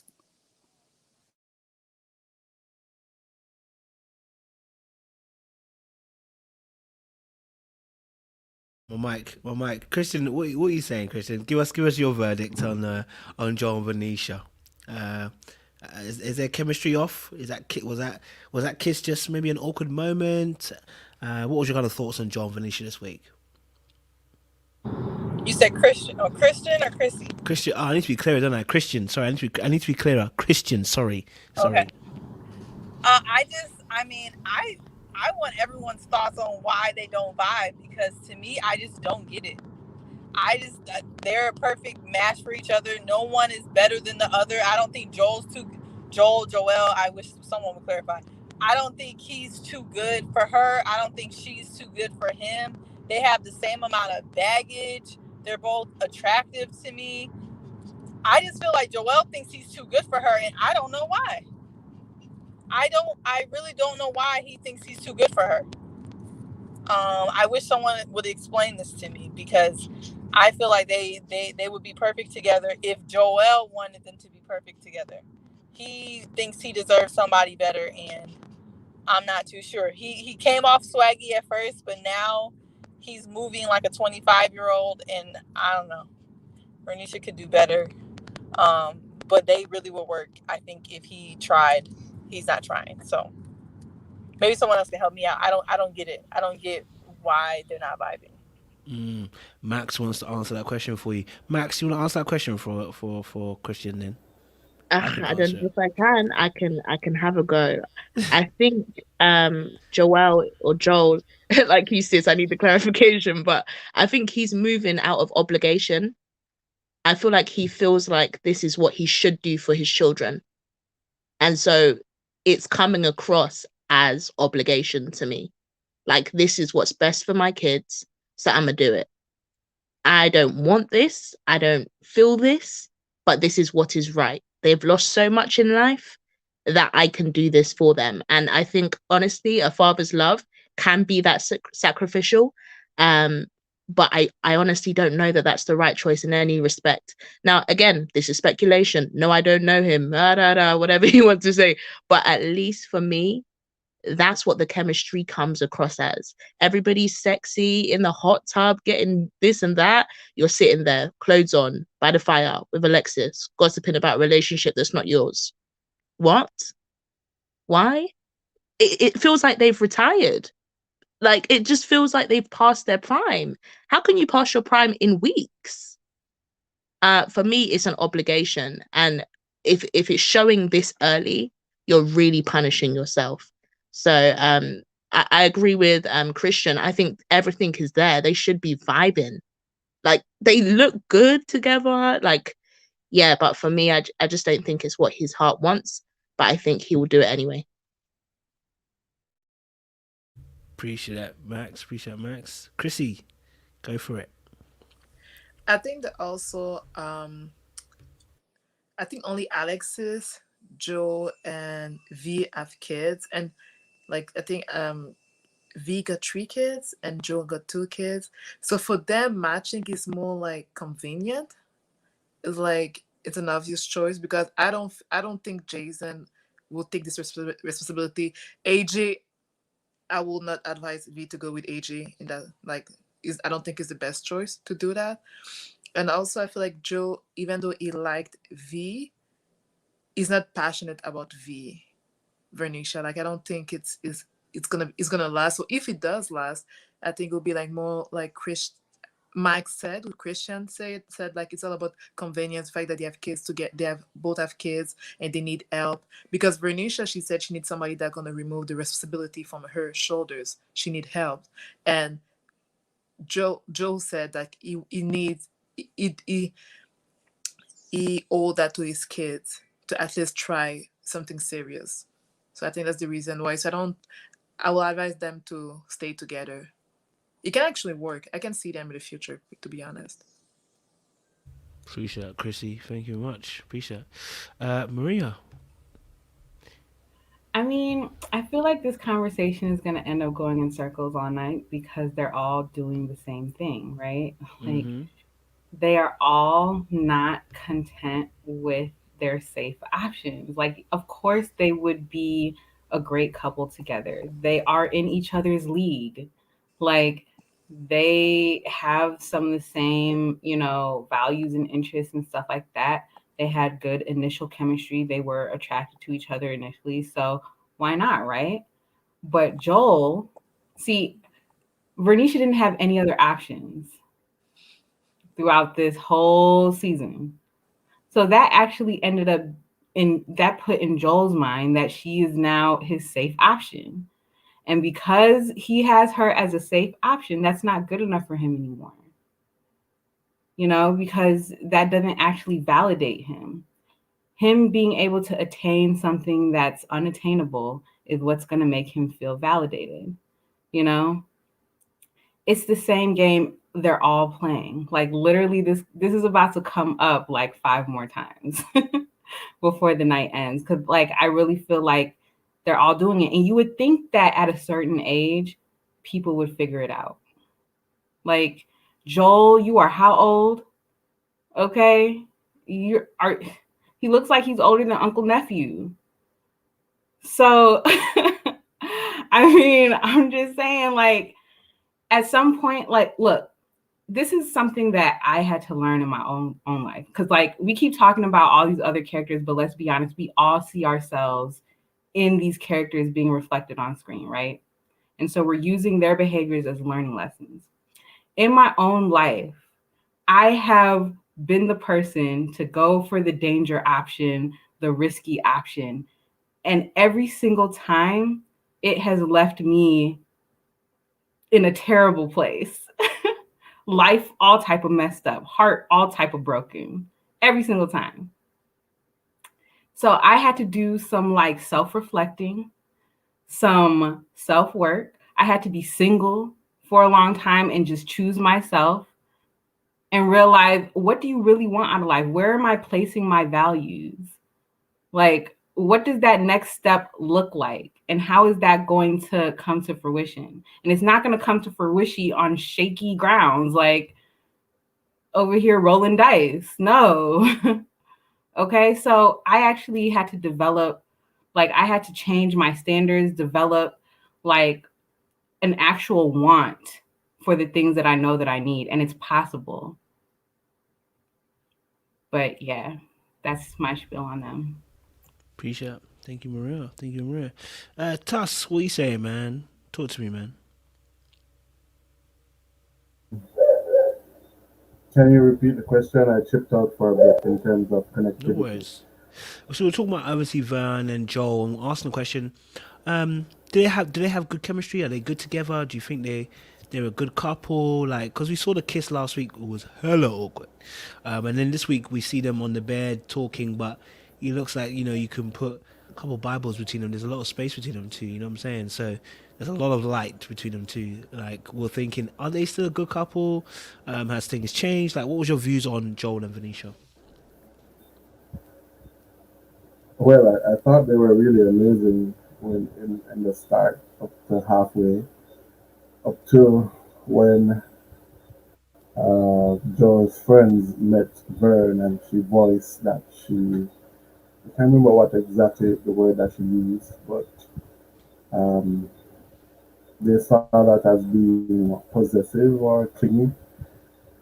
I think Vern is really ready to love. She came, even though it's a game show, she came on the show ready to love. I really appreciate the authenticity of how she presents herself on the show. Um, what I will say though is that night when she checked Joel, because that's exactly what she did.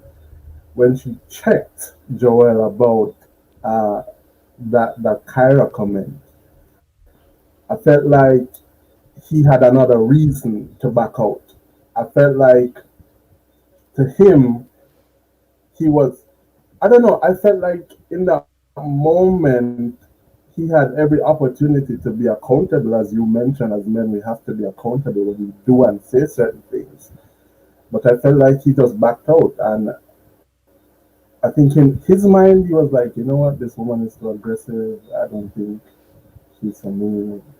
I'm just gonna play along because I have her, she has me. We're the only ones who are compatible throughout the rest of this competition. But as the show is going along, I do detect that Vern has some reservations because of how Joel is moving now. I mean, they say that they've resolved the situation, but I do feel like she's still, eyeing him a little bit. Um, but I do feel like Joel has backed out. I really do feel like he has backed out and he's playing the game to the end at this point because he has no other choice either. But I really did appreciate their chemistry. Um, we spoke about earlier doing the work. I really do feel like Joel is afraid to commit. I sense that there may be some trauma there, like to just commit yourself wholly to somebody else new and fresh again. And I feel like for that reason, he's a little wobbly, a little bit. Huh? Yeah, that's my 2 cents. But I do like them on the show. I will say that. Appreciate it. Thank you very much, Tuss. Appreciate it. Love for that. Um, Onu, you said you got smoke, yeah? Then I'll get Chris and Answer to speak. I mean, Vern looks like she's a great wife. She looks like she's a great support system for Joel. But the problem is, Joel, he wants to resurrect his rap career. He has his eyes in the streets. His goal was just to sleep with, or just be, or just smash Vern and move out. I mean, that's what it is. Like, he still hasn't apologized for the way he treated her a couple weeks ago with the miscommunication and the date. He wants us to explain. We're still through this whole nonsense of like why he doesn't want to commit to Vern. I don't get it. Vern has put all her eggs in her basket. It's very similar to what KG did last season. The problem is, it's like when the other part isn't reciprocal of those feelings, you can't just stay. You can't just stay along just so you can have somebody. That falls on Vern. But at the same time, Joel, we thought Joel was a man of substance, but if he's willing to get married just for him to have a mother and someone to take his kids home from school or daycare, from not from daycare, from gym class, ballerina class, I'm like, what are we doing here? Mm, mm. Okay. So you said he just basically wants to smash and just resurrect his lap career. I mean, Okay. there we go. Okay. Okay. You held smoke for him. All right. Cool. My bad. I appreciate it. I appreciate it.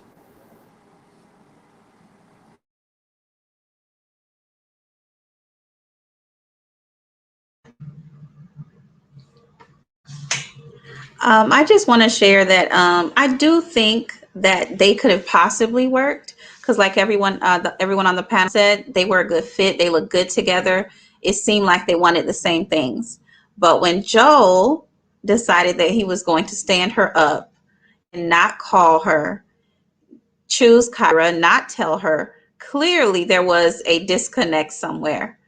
And then the kiss was extremely awkward. And it seems like the only reason they did the kiss is because it was a dare and everybody was watching. But it didn't seem like they wanted to kiss, or maybe he didn't want to kiss. But everybody's watching. It's like high school. You got to do this, and so they did it. But I don't know how he feels, especially when she checked him about him choosing Kyra. I believe that she had every reason to check him because I don't think he was ever going to tell her.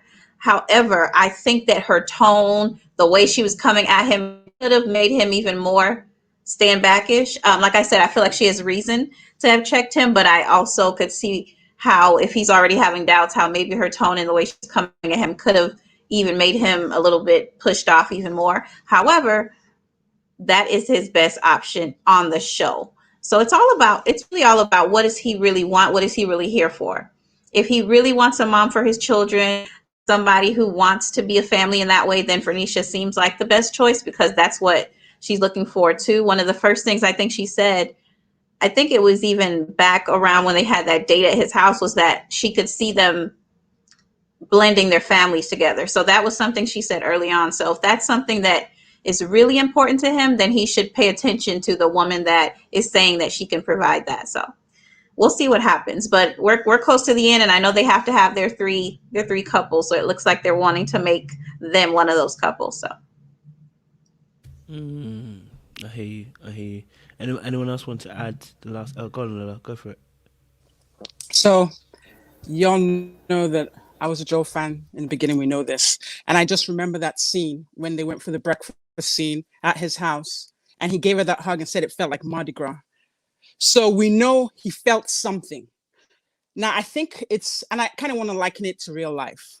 It was all hot, smoky, and, we could feel it through the camera. I was excited for her, like I could be there. But the point here is that it's since fizzled, and it seems a lot of that energy has come from him. And I want us to be in a position where, as women, or even males, if you find yourself in that position, I think you're probably wasting your time asking the why, what could have happened, when the energy has shifted and they have told you in more than one way that they don't want you, move on. And I think that's a problem where V has not done that. She's only been looking at him. She's been focused on him because Diedrich liked her. Like, he was fumbling in front of her, but she wasn't looking or checking for anyone else. She was a very beautiful woman with a nice figure that the guys like. But because she had narrowed in and just pegged herself to, Joel, that's how she's kind of narrowed in the competition. I feel if she had felt that energy shift when he disrespected her, because when you meet someone in the beginning, there's certain things, if they do them, just be done with it, because there's no real time put in to start trying to figure out why. Talk to me. No, you're wasting your time. Let's stop wasting time here. Let's move on. If she had clocked it and said, you know what, I'm done, let's go, she probably might have a more fulfilling relationship, because I think all of us know at this point that this union is not going anywhere past reunion. They're just going to, get to the end line, and then that's going to be it. So I want us to kind of think of it like that, because sometimes as people, sometimes you want an explanation, but sometimes there isn't an explanation to give. Just move on and forget about it, because we could talk all day. Yeah, maybe they smashed, maybe they didn't. I don't know. Maybe he wants it for his mom. The point here is that he doesn't want her for who she is, but what she might bring to the table. And that's not sufficient. And that's where self-confidence and esteem comes into it. So yeah, that's my just 2p there. So Joel, yeah, thank you very much for teaching us another lesson. Good points. Love that.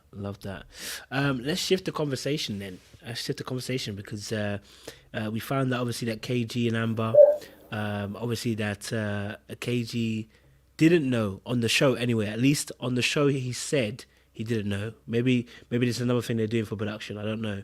But on the show he said he didn't know about the kiss. Okay, he didn't feel a way about it, which I agree. I don't think he.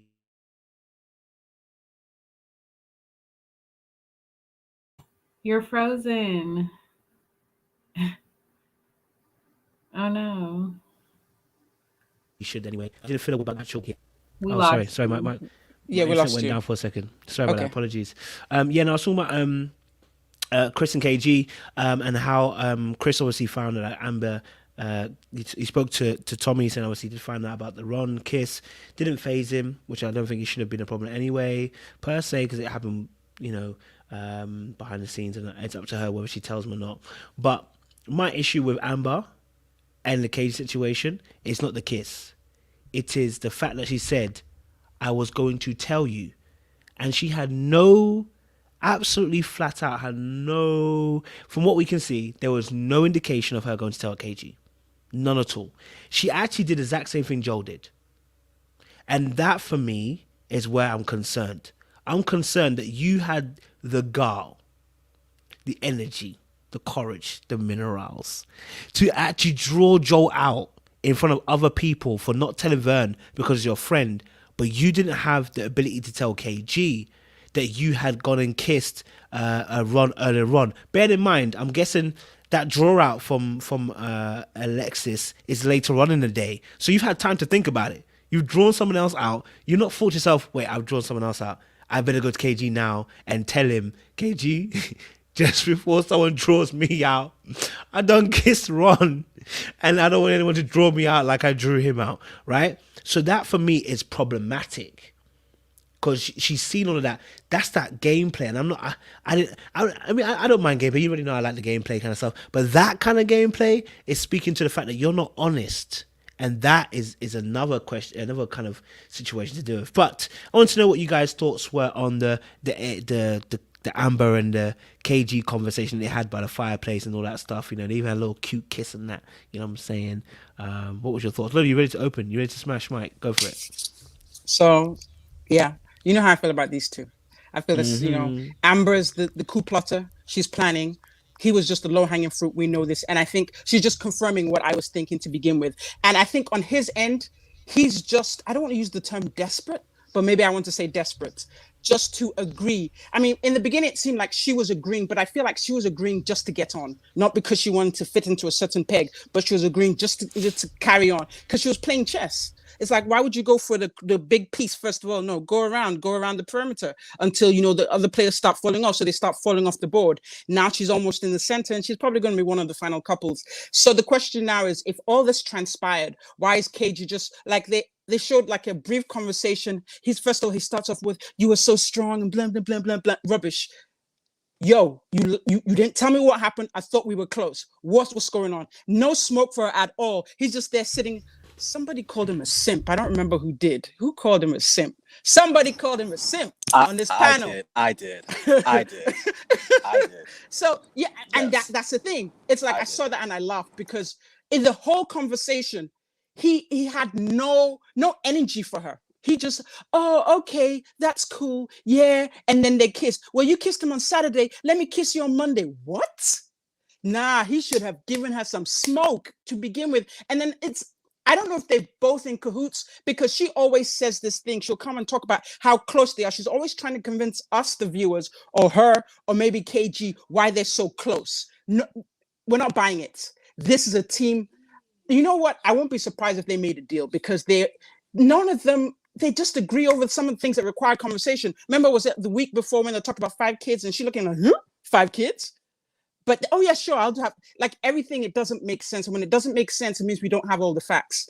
There's some kind of agreement here. On her part, I just feel like she's playing chess. His part, I don't know. He just like, he might be what Joe said, or he might just be a simp. He just wants to get along, because in this situation, who else was gunning for him? He was a niche type of guy. Who needs a niche type of girl? So who else was looking at him?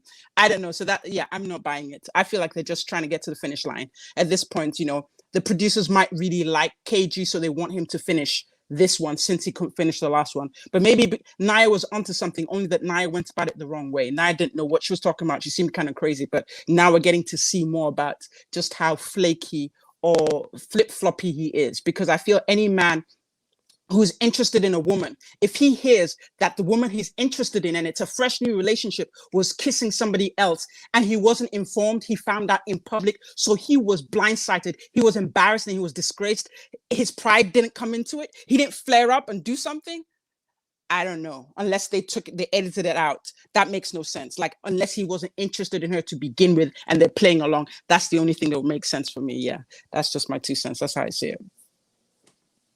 Who's next? I'll go next. Oh. I just want to say that Amber is like, when people were saying that, you know, we were doing too much by saying she's dangerous. When I said she's dangerous, I meant emotionally dangerous, okay? She is a liar, a bona fide liar. If you guys tuned into her interview, you would remember that she said KG knows about every kiss before anybody ever tells him. He's always the first to know. Did she not say that in the interview? I do remember.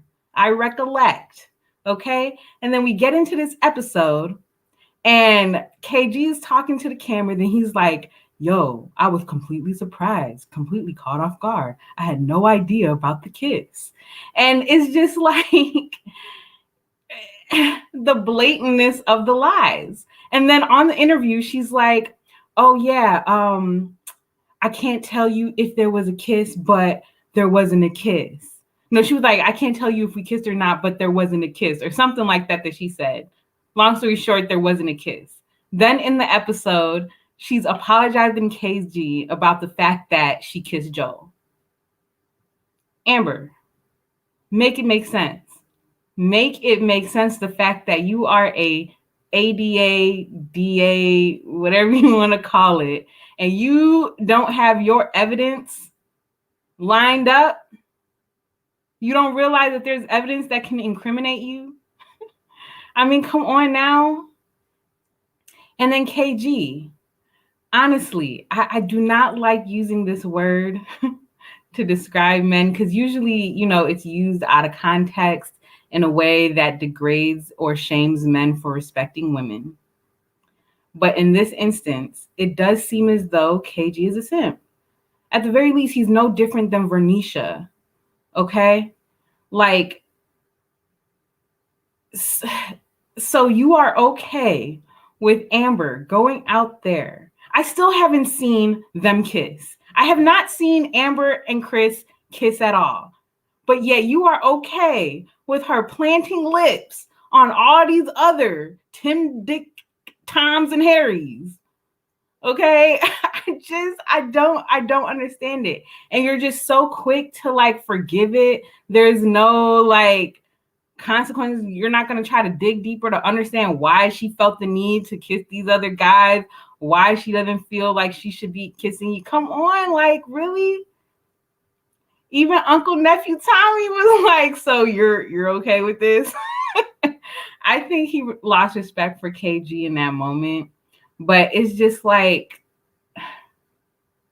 is it the low self-esteem? Is it the, like, I don't know. Like, why are you okay with that? So I feel like her clutches are in him. And it's good for her because she has her safe option on deck, you know, while she can go out there and play the field, you know, explore her options. But she's going to choose him at the end of the day because it's a safe bet. It's going to get her to the finish line. But yeah, she's a liar and dangerous and manipulative and just like a hypocrite. Because the whole, you literally called out Joel and then got mad at Alexis for calling you out. And then you want to sit up on the interview and talk about, oh yeah, you know, me and Alexis, we just friends. Like, how? She called you out. Okay? Like, girl. So yeah, I don't know. There's a lot. It's a little shady. Thank you, Maria. Christian, go for it. I was trying to unmute. Someone in the comments said lawyers are the biggest liars. I don't I don't think as a lawyer. Defend yourself, girl. Defend yourself. Don't let them corner you. But what I will say is a lot of people who have Amber's characteristics and traits, they have similar backgrounds like her. Because a lot of times when you grow up in foster care or situations like that, you kind of have to manipulate to get what you need. And I've seen that a lot in people who have grown up in that type of background. And so I think that's why we're seeing Amber do the things that we do. I think it has something to do with her upbringing, her manipulation. I do agree with Maria. I do not believe that she's into KG at all. I think she realized that he was the low-hanging fruit and she can latch on to him while doing other things. But I think because production in this show doesn't allow us to get the big picture like other shows, we were so late to the game figuring out what Amber was doing. I knew from the beginning she was really strange. Her interview did not help. I feel like she was just kind of bold-faced lying throughout the whole interview. It was just kind of hard to see her kind of lie. It's also not surprising that she's friends with Alexis. So Alexis is easy also to manipulate, because I'm trying to figure out how she got around that whole situation of what she did with Ron. And I still understand why Alexis is cool with her after that, but she's manipulating her way through that. What I do disagree with is, guys, I do not think KG is a simp. There is something else going on with him. I don't know, but I don't think he's a simp, because a simp, you can get something out of him. You cannot get nothing out of KG. KG wants to have 5 kids. He doesn't want to marry you. KG don't want to give you no money. KG ain't taking you out on no dates. KG is just there. To be a simp, like, so you got to be a trick. You got to be able to give. What is KG giving? But his time, and barely that. KG's not a simp. I don't think he's a simp. I think he's a little weird, and he matched with Amber, who's a little weird. But that's why Nia last season kicked him to the curb. She's like, I can't get nothing out of this man. Nothing at all. So he's something. People in the comments, they can guess what's wrong with him. I don't know. But I don't think he's a simp. They do got some type of alliance going on, because their whole situation is just weird. It's been weird. I didn't know that was the qualifications of being a simp. So I learned something new today. That's my definition to me. Okay. Yeah, you need to be able to get. Yeah, it's true. I have a simp. So you have to have money to be a simp? Not necessarily money. You need to be able to extract stuff from this person. That's what makes him a simp. You know what I'm saying? That he's willing to bend at every pretty much request that you ask of him. You know what I mean? Okay. You know, you need a lift, he gives you a lift. You need money, he gives you money. You know, those things. You know. So if you make out with one of his buddies and he he forgives it, doesn't that that qualifies too? Yeah. Like you make out with a best friend and you excuse it away, like, oh yeah, we were just hanging. It didn't really mean anything. It was casual, you know. He kissed me, I didn't kiss him back, so that means nothing. And okay, let's kiss. It's over. If it can be in some sense, because if you're playing, if he's easily playable, then can be cast as simp. Bry's easily playable. I mean, I don't know if he's easy. I don't know if KG's easy playable though. He's playing along. See, this is why I wonder if it's something to do with production or if it's just a deal they've made, because things slide over too easy, and he just slid his way to the end, like somebody trying to pay him back for last season. That's what is he a simp, or is he going along to get along? For now, since we don't have all the facts, I'm going to go with A and B combo, like a nice combo meal. Because the truth is we don't have all the facts. I'm going to keep finding out different things as they go along. And this season, the cast members are trying to get broadcasting careers, because all of them are doing lives. And it's always the opposite of what we saw. So now I don't know what to believe. Now, every time I do a video, I have to do a disclaimer that this is based on the edit I saw.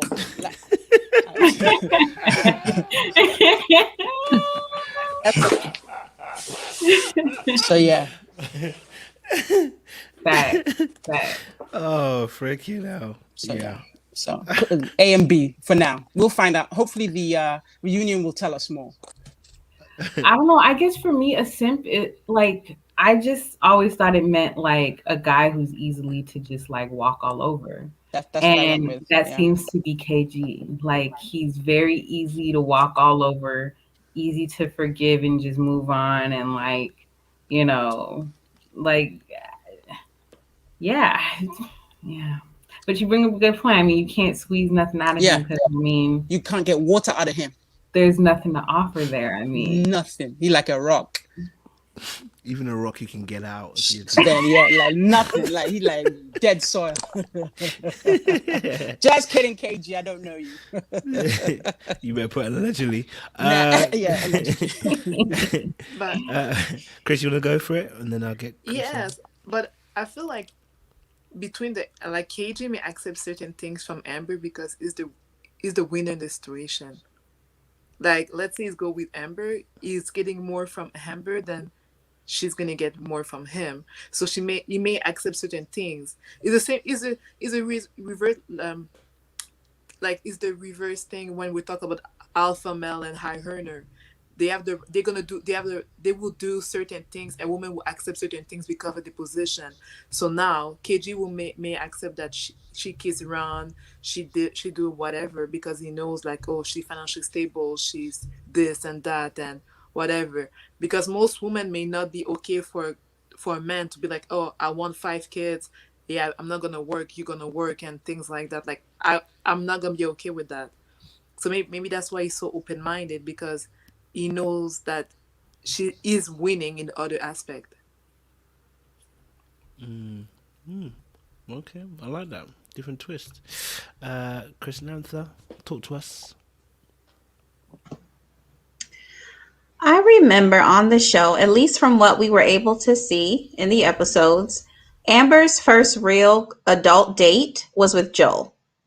She was sitting at a table with tablecloth with silverware because KG kept bringing her outside. That's what I remember.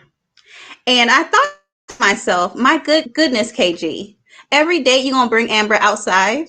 Like, I know this is COVID, but there's something that you can do. There's something that you can purchase. There's something that you can pay for. It's not all about the money. I'm just saying, it just seems like he's just there. And he's so okay because she says she accepts that they can split bills. She doesn't need to get married, even though they're both iffy about that, which is very strange. One day they want to get married, the next day they don't. Next day they want kids. I don't know. But I don't get it. I really don't get it. I wish that this season was on the ranch the entire time, because all of the dates that we have not seen and now we're finding out about is pretty interesting. But it does say a lot that Amber did have shared kisses with so many people, and not so. It seems that as though she hasn't kissed KG yet until the last episode. That's what it seems like. And if you like somebody, I don't know about y'all, but if you like somebody and you're a kisser, you gonna kiss. So I'm just saying. So I thought that was interesting. It seemed like that was their first kiss. And if it was, it's like you kissed all these people first and then you kiss me, even though we're supposed to be each other's person. So it was weird. I don't get the connection. I mean, I get that they're both safe for each other, but I don't get, it seems like they're talking a lot, but they're not talking. Because as we see what's coming up, the fact that they're shocked about certain things, I'm like, this didn't come up. Children, marriage, sex, this didn't come up, so I don't know. We'll see what happens, but I don't get it. I just don't get it. And I feel like KG let her off too easy, or maybe he just doesn't care that she kisses other people. I know they're not an item per se, but I think there should be more, like Lola said, energy about that, and that she was going to tell him. I'm not sure she was going to if Alexis didn't say anything. Definitely hear you on that. Yep, powerful. Definitely hear you on that. Tuss, talk to us, man. Then I'll get on you. Talk to us, Tuss. Oh, I think he's frozen. Onu, talk to us, bro. Look, KG's a simp. Like, he's a simp to the highest degree. Like, only out. He doesn't demand authority. He doesn't demand respect or authority. How Amber has taken the situation and flipped it over to pretty much demasculate him and just pretty much do whatever she wants to do. If it was me and I found out a girl that I was interested in was kissing another guy and I had to find out in the streets, like again, like I don't know what I would do. But KG's out here on the couch giving her a blanket and having a peaceful discussion on camera. I know that couldn't be me. Honestly, I'm sorry to say this, but he just reminds me of like Jacob, Black Jacob, but just no integrity. He just allows Amber just to disrespect him. And if KG had any ounce of game, that's the key thing. Like this is 2 seasons now, any ounce of game. There's no way he will be put in this precarious situation. And that's my issue. Like what everything KG says is either a lie or he doesn't believe, or I don't know. If he goes with he's like a leaf, he just goes with the flow. I'm not sure what was more worse for me to watch, that scene on the by the fireplace between her and Amber, or the countless Jacob and Haley scenes that had to suffer through this year. And that's sad. To me, that's freaking sad. You cannot stay off Jacob, can you? Even on different platforms, you cannot leave Jacob alone. He's asking, beg him, leave my man for me, yeah? Honestly, moving on. Jacob stay catching no. every single time. Leave my man for me in his Daisy Dukes. Who did he offend? Yeah. Look, Jacob at least speaks this truth. KG, I don't know. 2 seasons of this, and I still don't know what he's about. No, he's a simp. I don't know. I don't think he's a simp, you know. I'm going to be honest with you. I don't think he's a simp. But I do think he didn't... I do think that conversation with Amber was out of order. Like, I just thought to myself, bro, why are you going to let her... she's telling you she was going to tell you when you just saw her draw out another man. Like, and not only did she draw him out, like, let's say me and Joel are friends, yeah? You've made it awkward between me and Joel now. Because also, you drew him out. Meanwhile, you know you're moving mad too. Like, do you know what I'm saying? Like, you that for me would have made me feel uncomfortable. So I don't know, but like I said, obviously I think he likes her, and I'm sure he's probably playing the game for the production. I don't know how true their relationship really be going, but you know, Christian, you want to say something? Yeah, I just feel like KG is trying to eat off of Amber, like he was trying to eat off of Naya, and I feel like men who have that territorial spirit, who would never tolerate what KG is tolerating right now, those are the same men who don't look at women and try to see how they can split money with them. I just feel like he doesn't have that same reaction because he's trying to build his radio career or whatever else he has off this show, and he needs Amber, so he's not gonna go in on Amber about this kiss because that's just not where his head is at. Like, he's trying to eat off of Amber. So that's where he's at. That's why the reaction that people think he should, because he believes in splitting checks. And I feel really bad because I was really mad at Nia last season for her reaction. And I felt so bad for him. And I really have to eat what when he say eat crow with that situation? Because I feel like he's back at it again, trying to split checks and figure out how he can get money off of Amber. And he found the right one because Amber's trying to get whatever she's trying to get off of him, and they're feeding into each other.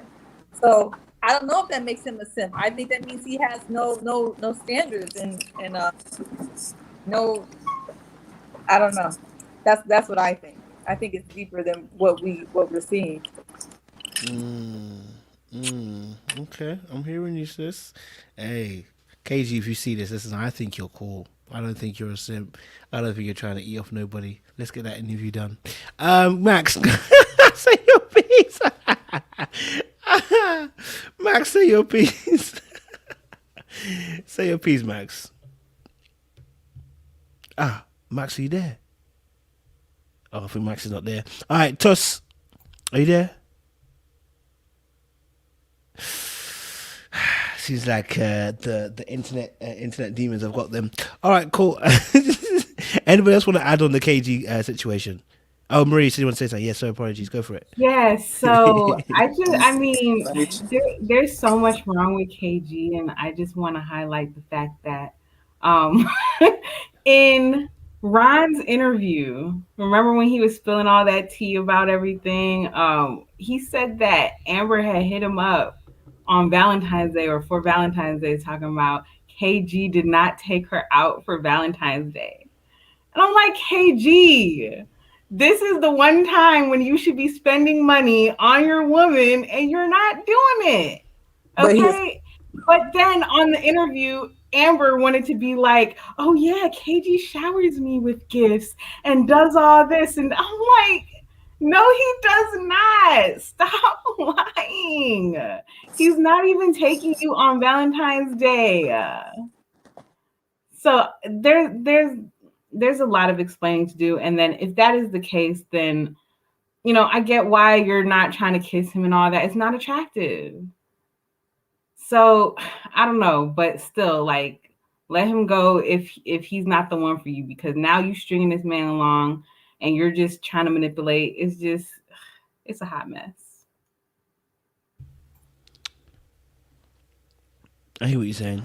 I mean, he doesn't do Valentine's Day anyway. He said it himself. He doesn't do Valentine's Day. So, on Valentine's Day he said. So it is what it is. You know what I'm saying? Yeah. Did you hear that reason? Can I say something? That reason is ridiculous. Christian's gonna say something. Onu, you can go after. Go for a Christian and Onu. I was saying that reason for why he doesn't celebrate Valentine's Day was the craziest reason I have ever heard in my life. That is not a reason why you can't take your girl out on Valentine's Day. Do you not think? Again, you can't get nothing out of him. You cannot get $1 out of him. You think that maybe, he felt like it's an emotional day for him, you know what I'm saying? Like, he's thinking to himself, someone's passed out on that day, and it's like, it's hard to view that day as a nice day to take your girl out, you know what I'm saying? Absolutely. No? Absolutely not. And that's why Amber's swimming all around trying to figure out who she can get, because this man couldn't even take her out on Valentine's Day. That's how you get left. That's how you get cheated on, not taking your girl out on Valentine's. And her birthday. Christian is just ruthless. That's a recipe for disaster. You don't do that. Especially when you're in a group of people that are going to be bragging about their Valentine's Day dates and all this type of stuff. And then you sit over here looking real, like, stupid, not having gone on a Valentine's Day. Like, yeah. Hello. What's the big deal about Valentine's Day thing? It's a Valentine's Day. It's a day. It's a day. Who are you competing with? It's a Valentine's Day. What's the big deal? I don't think that's the issue, right? Yeah. It's not really the Valentine's Day thing, but it's like, when does he put out? I think that's what we're getting at, because it's true. Some people don't celebrate Valentine's Day. Some people do. It doesn't matter. My daughter, I give her flowers so she's not expecting from some random dude. But the thing is, it's like, did he call her? I think he said somebody, they spoke at night or something crazy. Like, I had some kind of funny, flimsy little light excuse. Now, I have no smoke for KG, because KG is who he is. You accept him for who he is, and then you're fine. But don't come on the show and start trying to flex like you're something that you're not. That's all. No smoke for him at all. It's just weird. Some of the things don't make sense. And I think one of them is in terms of this kiss with Ron. Whether Ron kissed or she kissed Ron, the fact that you're looking at your lady that you care for, like, that kind of energy is like, what? That's not even feminine energy, because if a chick hears that her guy kissed someone, she's about to wring his neck. So I'm not sure where that energy is from. It's from somewhere totally different. Like, he's completely disconnected from her. So that's why I'm like, what's going on? Like, this the one you've been facing from the beginning. You've been facing the sun, doing all these sun salutations, and all of a sudden somebody else planted their lips on her lips, and you just, like, you put a blanket around her, and then you talk, and he kissed you on Saturday, let's kiss him. What? Yeah, that was mad. I'm not gonna lie to you. He said, Ron got a kiss on Friday. Can I get a kiss on Monday? I said, you better not. Wash those lips. I don't know. There's some kind of energy that he wasn't giving me that I would expect. And so that makes me believe, does he really care? Is this just an agreement? Is he just trying to get to the finish line because he's made a deal with the producer? That's what I'm saying. Because it's like, like, we're being funny and silly when we say he's a stoner, is this, is that. But the truth is, when it comes down to the real, it's like, some things tell you if someone cares for you. This tells me that he don't care. So she didn't even tell him. He found out. He was sitting in a chair in front of everyone, and he found out. The information spilled onto the ground, and that left him there out in the cold. He don't care, she don't care, like they don't care. Like what are we doing here? That's it. So it's, yeah, Valentine's Day, some people do, some people don't. But dude, like, what are you giving? Emotions, money, nothing. He's giving nothing. Not even looks. I'm sorry, excuse me. Wait, before you go, Oni's gotta go. Oni says gonna go. Go on, Oni. All I'm saying is we had to watch KG wine and dine Kyra on Ready to Love's Dime and have her eat it up. And the best KG was able to do this season was a double cheeseburger and tantric yoga. Like, he couldn't even invite Amber over to his house to cook for Valentine's Day. That's what he won't do. And you're telling him he's not a simp. I mean, but a simp doesn't take you out. I mean, a simp will take you out. A simp will take you out. A simp would actually take you out. And a simp would take you out and you'd sucker him for all the money he has paying for that date. He would do what Ron did, which is £400 date, which is not necessary, but Ron was doing it to show off. But he would do what Ron was doing. Ron is showing off, so it's a bit different. Ron is not simping, he's doing it to show off, like he's got money. But the simp will do it because he's trying to achieve something. The simp is the people pleaser. He's trying to do something to gain something. It's like it's willing to sacrifice dignity, everything like that, just to see you win. The simp will pay for you to have a date with someone else. That's the simp we're talking about here. That's the kind of simp. The simp will know that you are going on Valentine's Day. He can't go with you, pay for your date, and you're going with someone else. That's the simp. Simp is not going to be eating the burger with two hands as he did enjoyment. Isn't that what KG did by allowing Amber and the military guy to go to the club on Ron's dime? Well, that's the question. We don't know if KG actually knows that as well. We're assuming that he knows that. I'm just saying. He might not know that. Capital S, capital S, capital I, capital M, capital P. I hear you. I don't think it's a simp, but I hear what you're saying. Chris, you have a question? Chrissy? I should say Chrissy. Sorry, because my name's... Yes, I have a question. It's not about KG. It's more about Alexis. Why did she call out Amber in front of everybody? Oh, why did she call her in front of everybody? Production told her to do it. For drama. Oh, okay. Yeah. Okay. Because they say they were friends. I was confused. Like, why are you calling? I was just confused. Why? Okay. She's trying to cement her position to the end. That's the only explanation, because the rumor is that she probably knew this before anyway. But that's not from me. That's not from me. That's from Ron. Right. There you go. Right. So yeah, this is all. It's all. So this is they're using like 5 script writers at the same time. I can't wait for the reunion. Woo! It's gonna be messy, I'm sure. Well, it's gonna be delicious. Tuss, I haven't heard from you, bro. I know you've been away. Yeah, my connection is really bad. But don't worry. What is interesting is at this stage of the game, everybody seems to be offering new grace, new mercies, as Alexia would say. I really don't think KG is a simp. I think, or even if he's appearing as a simp on screen, I feel like that's a part of his strategy at this point, because we're so close to the end. You know, I could not imagine a better response, I'd say. Not that I would do that necessarily, but in terms of how he's been presenting from the start of the show throughout, it's almost like this mature, understanding type of guy, and let's talk it out type of guy. So for him to change that narrative all of a sudden would seem weird. It would seem really weird to me. However, I really do believe that Amber is just a master strategist. Maria used the word she lies. I think that I said it before, that KG is like this gondola that she's just riding all the way down to the end of the show. And simply because if you look at the date with her and Joelle, she knew that Joelle was riding with Vern from earlier on. And she knew that Alexis was trying to get with Ron. So in a way, and then when it came to AJ, it's like AJ just mirrored what she was giving, which is no emotions.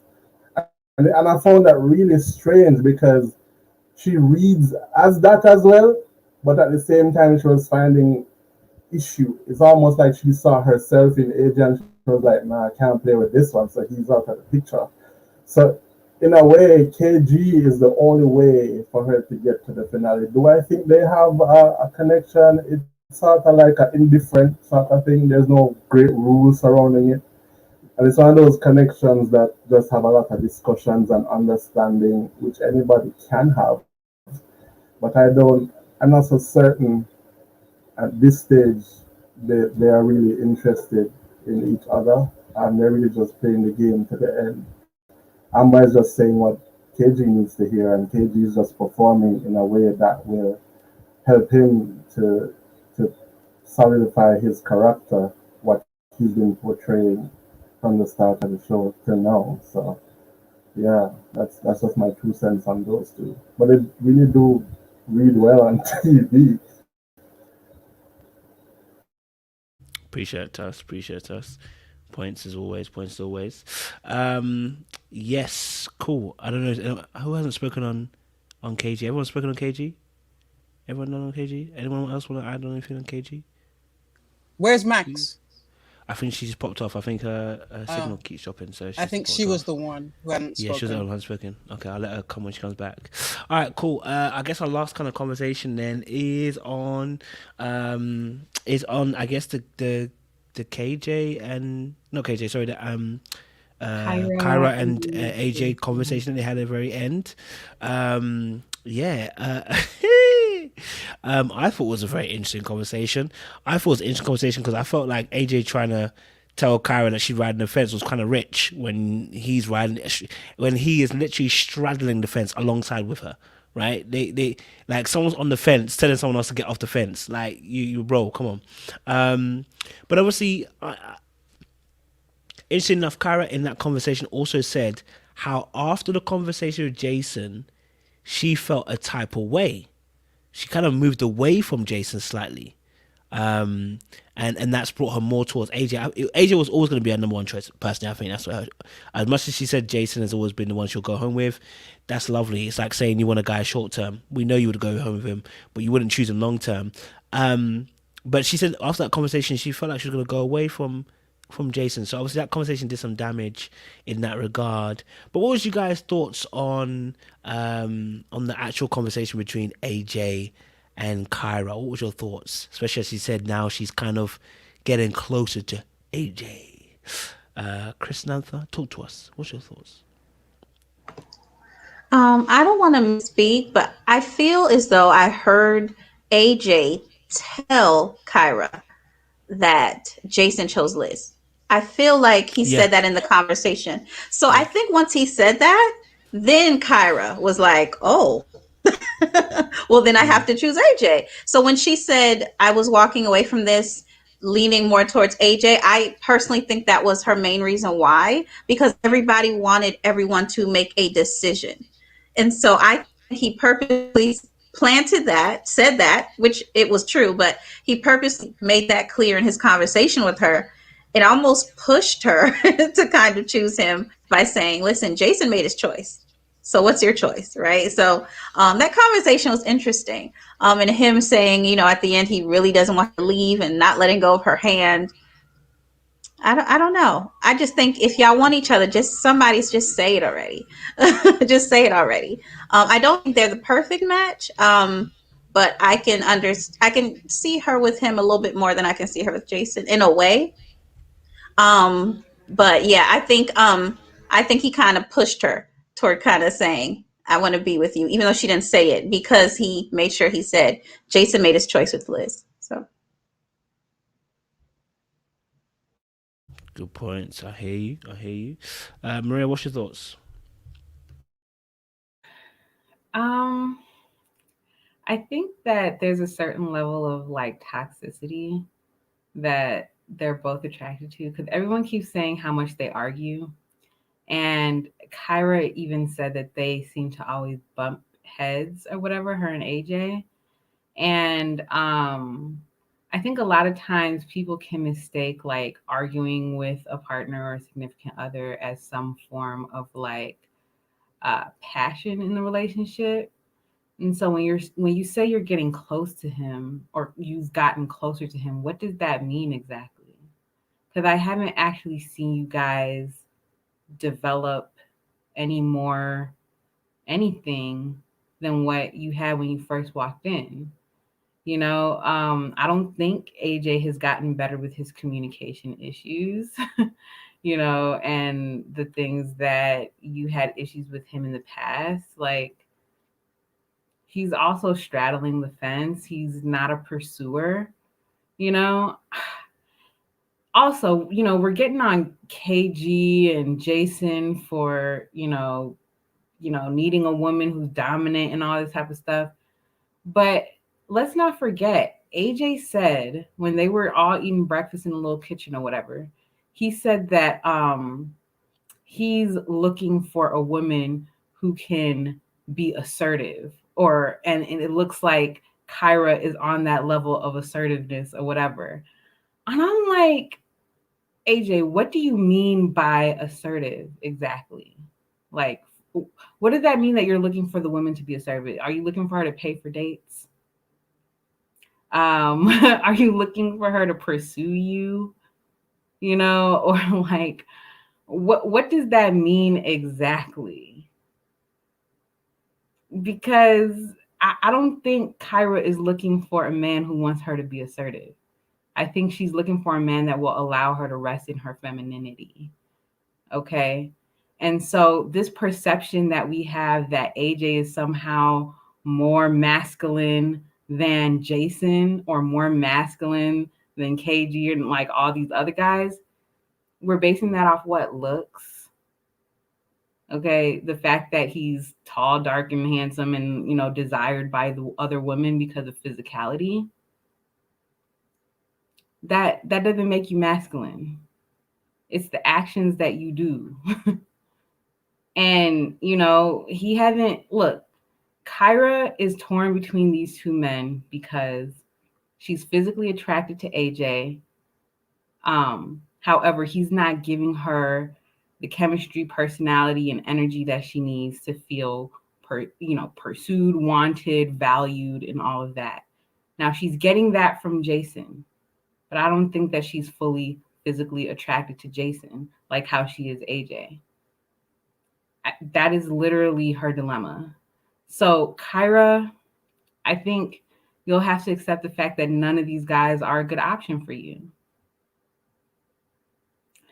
But she's not going to want to do that. You know, the competitiveness gets in the way, and, you'll have AJ, like the fact that they bring her back in the next episode, I feel like it's going to end up being her and AJ choosing each other. Alexis is going to get her little feelings hurt, all of that. I mean, they're sitting up here holding each other's hands, looking each other's eyes like, come on, you're not fooling anybody.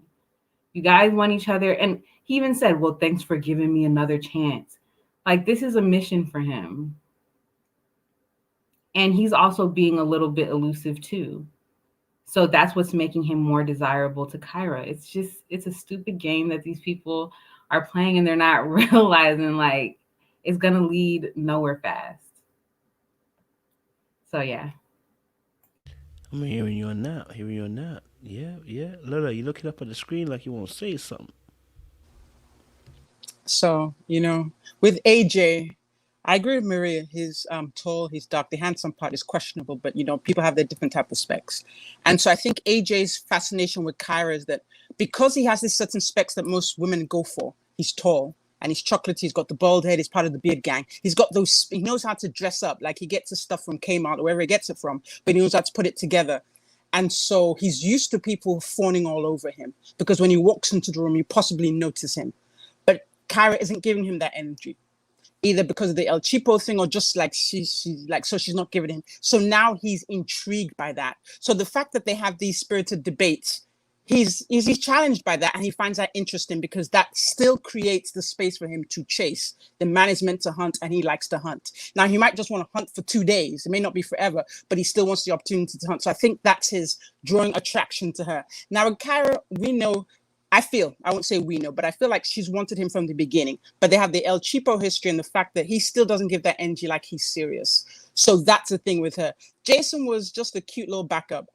Yeah, and I think Jason's little speech with this last episode confirms that he's a cute little backup, because I don't understand how you turn into the general to tell you what to do. You're a man. Tell her what you feel. Either you want me or you don't. Let's keep it moving. I don't get that kind of thing. So yeah, when you see the AJ Kyra thing, they do suit each other, and they probably should end up together. Now I don't know what happened, because you could see he didn't want to let her go. He didn't want to let her go, but she didn't say I want you. So she's good at playing too. So they're both players. So why didn't they just play together? I'm not sure why AJ doesn't want to put, because it's something like these guys are acting, they're acting a little bit weak. Like I feel like when you sit in your masculine energy, you say what you mean and mean what you say, regardless of what the consequences are. You're not killing anyone. You're just simply saying, I'm feeling you. Do you feel me? Yes or no? Yay or nay. That's all you have to do. But she didn't succumb to that pressure from either of them. But I felt like Jason's approach was a lot weaker. Like, I'm waiting on you to tell me what to do. And bro, you're not a chick. Like, stop it, fall back. Tell her what you feel. If she wants you, she does. If she doesn't, she doesn't. Like, then that's what really, I think, maybe concluded it for her when she said later on in the evening that she had feelings that somewhat kind of switched. But at the same time, she wasn't willing to give, AJ that energy either. So I don't know what's to come of these two, but they suit each other because they know how to play the game pretty well. And they make a nice little couple, but would they last for long? Because I don't feel, actually both of them, I don't feel either of them are in that space to really be serious. I don't know, that's just my personal opinion. So the question now is, did he, because first of all, he said, this is your last night here. But then he held her hand and said, I don't want to let go. Would you want to stay with me? Because, Jason has picked somebody else. But then, so did he keep her in the end and then dump Alexis, or did she just come back to have words with Jason? Because now my question now is, why is she having words with Jason? Jason didn't pick you, keep it moving. And I guess that, I don't know. So the two of them, they suit each other. I hope they end up together. That's how I feel about them. Appreciate on that, Lola. Appreciate on that. Talk to, I want to open the mic. You want to go? Go for it. The thing about Kyra is, like, this goes on the last week. We've been watching this burning building for the last 3 years. Like, we've been telling her to actually move on, let it go, but she constantly continues to bring us back.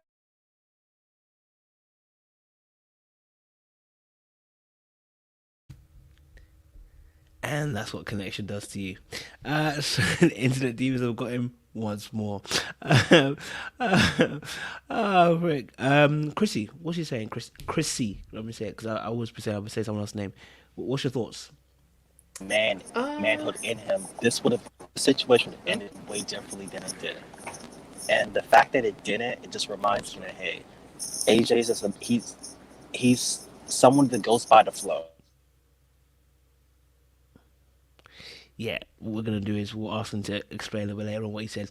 Chrissy, go for it. I'll mute him. I think the difference between AJ and Kyra, when AJ is asking Kyra to choose, even though he's also as Kyra and Alexis, is because AJ knows, I think he believes that Jason is a real potential choice that she can actually live with. And he's also another choice. Like, she has actually two good choice, and I think deep down in him he knows that his only real choice, that he wants Kyra, he do not want Alexis. That's why even though he has two choice, he want Kyra to choose, because he know deep down, like, I really want you, and Alexis is like the safe choice. And all this conversation, I think it was just a waste of time more than anything else, because I don't understand, like, Kyra didn't choose yesterday, she's not gonna choose tomorrow. Like, she doesn't know. And also I feel like Kyra, she don't really care. She just want people to look at her and have guys running for her. And I think also she enjoyed the fact that even though Liz is part of the game, Alex is part of the game, she still have those two guys running after her. I think she's just enjoying that. She's not there for love, she's just enjoying the game and the attention. And she got like the two of the guys that are really popular, like Jason and AJ, and even Joelle. I think, like, when Amber talk about the fact that he choose her instead of V, deep down I'm pretty sure she enjoy it. So it's just a waste of time, and we can go to the reunion. Appreciate it, Chrissy. Appreciate it as well. Max, you're back. Good to have you again.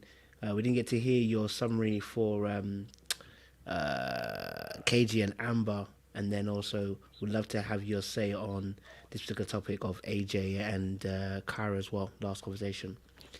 Yes. So with KG and Amber, or even Amber, if I've understood kind of how things work in America well enough, her being an ADA or a DA, she's essentially prosecution. And so she spends her time proving other people's guilt. And so I think she struggled to miss an opportunity to hold Joel accountable because she had all the information and it was just too much not to be able to say, I've caught him, you know, because that's what she does for a living. However, I feel like she's not used to being held accountable, which is why it's no shock that her best friend is Alexis and her boyfriend is KG, because these are two people who you find it very easy to walk all over. She's intentionally got Alexis and built a relationship where Alexis trusts her. She's intentionally built this narrative in her and KG's relationship that she tells him everything, so that even when she hasn't told him everything, she can sweep it under the rug. Maria said earlier, it doesn't make sense because she has evidence. You know, there's literally evidence. But when you are prosecution, you know how to use evidence for your good. So she's literally just above it, to be honest. I feel like she just feels like she can't be trapped. And I think her shock, her Alexis, was when Alexis was holding her accountable. She was like, what? I don't expect to be held accountable. What's going on here? Like, I know why we're friends. And then she was just like, oh, but I can take it like a woman. Okay, sis, sure. But I think ultimately she knows what she's doing. She strategically placed herself. And yeah, I just think, unfortunately, she's with two people who won't challenge her and won't call her out for what she's really doing. Because even after she apologized to Alexis, Alexis was like, yeah, it's fine. I appreciate her that she's a woman and she took it like a woman. I was like, sis, come on. But, you know, it is what it is. And I think ultimately, yeah, I don't think Amber's really interested in KG, as many people have said. But I don't think KG's a simp either. I think he tries to be agreeable to avoid conflict. And I know I can't remember the details of his daddy issues, but I know that when you have some sort of friction with your parents and that kind of relationship, you do try and be agreeable. You always try and make sure you are the good child. You're not problematic. You you know, you're easy to deal with, so that if it was a scenario where his dad left him, then it's like, you know, I'm going to be able to prove that I'm not hard work, that you should have stayed, that I'm a benefit. So those are the things that come to mind, but I can't remember the details of his daddy issues. But what I will say is I think KG tries to be agreeable to avoid confrontation, and people are taking it as him being a simp. But I think he has certain things that he actually doesn't push on. So, for example, how he budgets, and also apparently about his abstinence, which we'll find out about. And I think also Amber's response shows that they don't talk about everything like she keeps saying they do. Because if you're just shocked now that he's abstinent, then obviously you're not really talking about that much. You're not really going to any particular depths if you're finding out about one of his core beliefs at this point, sis. So maybe if you're doing less kissing and more research, you'll know these things, but that's just me being petty. But with Kyra and AJ, I think what is tripping Kyra up is her competitiveness. She can't let it go. She can't take L's. She's not able to. And so unfortunately, I feel like this is what's keeping her here, because you see her remember when she comes out to the what's it called, the jacuzzi or whatever, and she's like, oh, I had to put on this swimsuit because I had to show him this. And it's like she always has to prove herself. You know, when they were going to play tennis and she's like, oh, I want to show that I'm not just a pretty girl, I am a competitor. Oh, but maybe I need tennis lessons. It's like, sis, you don't have to keep doing that. You don't have to keep proving yourself. So I feel like a lot of people on the show, as in real life and as all of us, we have chips on our shoulder. And if we don't deal with them, we spend our whole life trying to prove ourselves and trying to overcome them rather than just living. Bars. As always, Max. Bars. I hear you. Tuss, what you want to say, man? AJ, Kyra conversation, what was it saying to you, man? Um,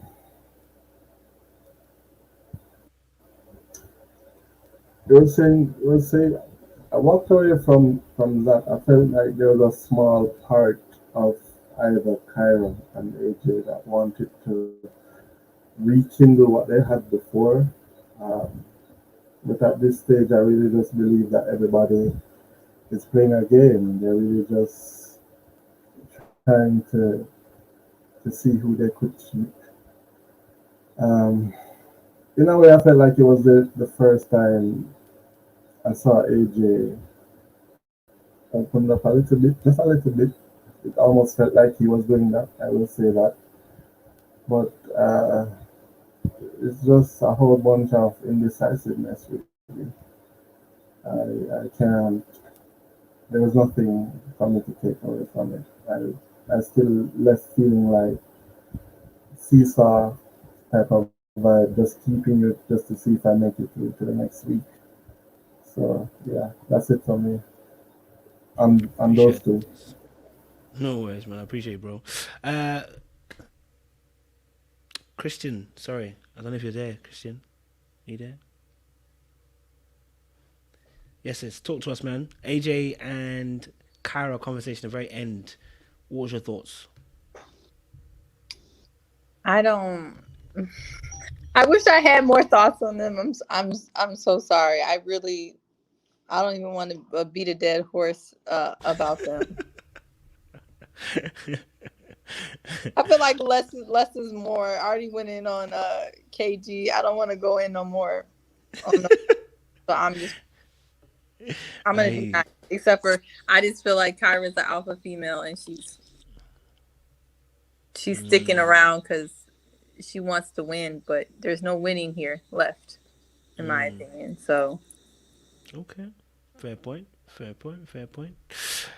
Okay, Chris Nancer, anything to add for AJ and Kyra?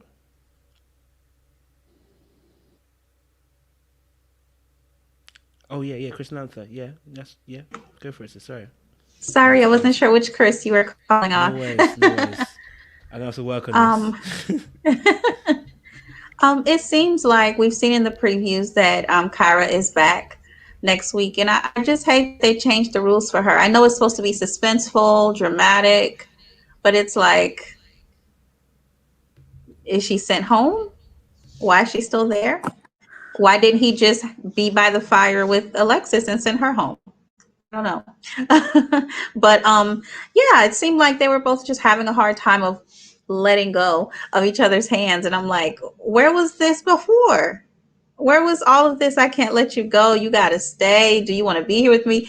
I'm like, okay, I guess. I don't know. I just don't get it. I'm like, be together or don't. It's just so much of like the fight, right? It's like nobody wants to say it.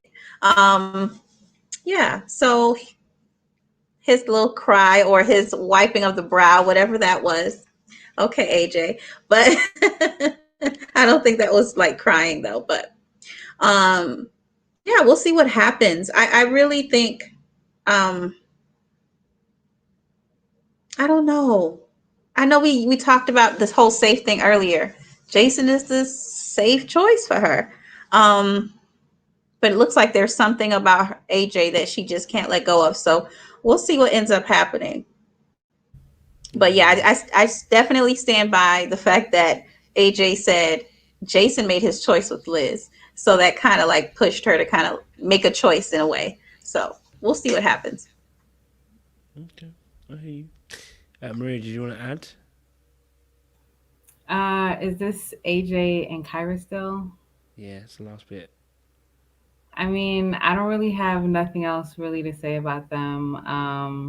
That's cool. I think AJ would or Jason would be her safer option. And she should probably choose him because I don't think she's gonna get real fulfillment from AJ. I mean, to be honest, I think with AJ and Kyra's conversation, I think there was a few takeaways from there. I think number one, with AJ intentionally trying to get her to give her answer now, and I think he intentionally volunteered the information about Jason because there was no need to. And then he wanted to say, "Do you want to be with me?" And I was like, "Bro, what are you doing? Huh? Do you want to be here with me?" I'm like, "Bro, what are you doing? What's going on here?" Yeah, I said, suddenly you're coming off the fence now that Jason's chosen Liz.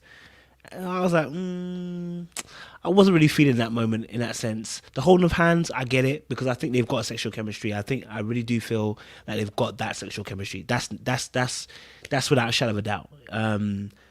She would go there. I think he would go there. Do you know what I think their thing is? Like, if nobody had to judge, it's a quick one-nighter and we leave it as it is. That's what the energy they give me. They give me the energy of we meet up, we link up, we do our thing for a night, and then we go, and we never have to discuss this again. We've got it out of our system. That's what kind of energy I get from them too. I don't get a long-term energy from them too. Do you know what I'm saying? I think they end up fighting and killing each other. So I think it's I think there's a want from Kyra to. What I sense from Kyra is that she wants him to change. She's hoping for the bad boy to turn good. She's hoping for the guy that's got potential to potentialize.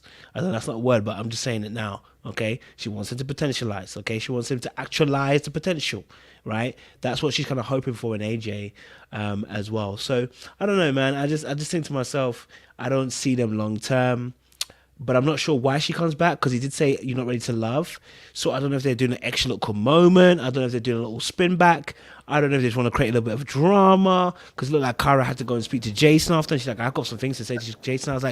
I said, I don't know what's going on here, but I'm really not about it. You know what I'm saying? So I'm not sure why she has to come back. If I'm honest with you, I don't know why she has to come back. I think the rules were the rules. They said it, and then he's trying to flip it. I don't get it. But yeah, that's my little ad, and you'll probably see that in the reviews anyway. I'll talk about it later. I don't think there's anything else. Has anyone else got anything? Did we talk about Jason and Liz? Indirectly. I mean, if you want to add to it, you can add to it. I mean, if you want to add to it, you can add to Jason and Liz. No, I'm good. I'm good on You them. You sure? Yeah. Well, guys, actually, the time has even come. You're right. It's 4 hours. Sorry, I've reached the limit. Guys, I'm so sorry. I've reached it. 4 hours is the maximum we're allowed on this thing. I did realize, my bad, guys. Sorry. We have reached our 4 hour mark. Okay, that means we have to end the conversation. Okay, listen, guys, it's been amazing. It's been powerful. It's been lovely. Okay, it's been nice. You guys in the comment section, you've been amazing. You guys asked me questions. I just want to say this now. I am looking for somebody's daughter to fly me out to USA, pay for all my stuff. Pay for my hotel, pay for my food. Listen, really? I'm looking for all expenses paid. Listen, I'm looking for all expenses paid. Listen, I don't mind. Listen, I'm looking for a sugar mama. That's what it is. The funny thing is, you will find. Is that what you want? Yeah, it's Don't raise our hopes. We're the last 6 months for 2021. It's the last 6 months of 2021. I'm trying to enjoy. But listen, can your body handle it? Can you take it? Listen, I've been training. She would tell you when to jump. I'm ready. You would jump. I'm ready. You ask her how high. If I don't you can mind. take it, go for it. I don't mind. I've been working out. And my ligaments have also healed now, guys. I'm in full session. I can move. I'm in full court session, okay. guys. All right, Kojo. You when you found what you're looking for, don't complain. Hey, I'm looking for a good time, not a long time. You already know this.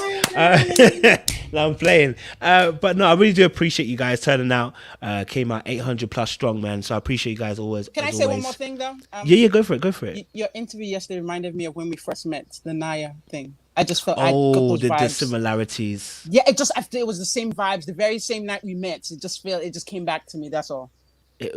You know what? We'll discuss this in the afterlife. We'll discuss in the afterlife. The vibes. Yeah, the vibes. Yeah, the same vibes.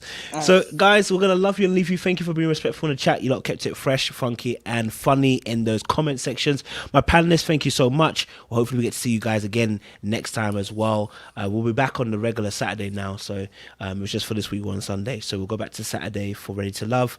As well, anybody who's looking to join, put a ring on it, season 2, or Married at First Sight, season 13 panel. You want to be on a super panel? Email me, and we'll try and see what we can do. I think we're getting quite a few. There's an audition. Don't you? There is actually. There is. Don't because just people raise their hopes. Yeah, no, there is. There is an audition. The joke of it is actually there is. So if you want to be involved, email me. We'll get the auditions going and we'll get the super panelists going on. So appreciate you guys. Stay locked and stay loaded. Someone says come to Canada and said, well, if you're paying for me, no worries. I'll come wherever you want to go. Appreciate you. Stay locked and stay Don't loaded. give that KG energy, not giving nothing in return. Listen, the I man ain't knows getting he nothing. can't take You're gonna it. have to give a lot in return for that You shit. ain't getting nothing out of me, okay? I am not a gigolo, okay, guys? All right. Hours, not minutes or hours.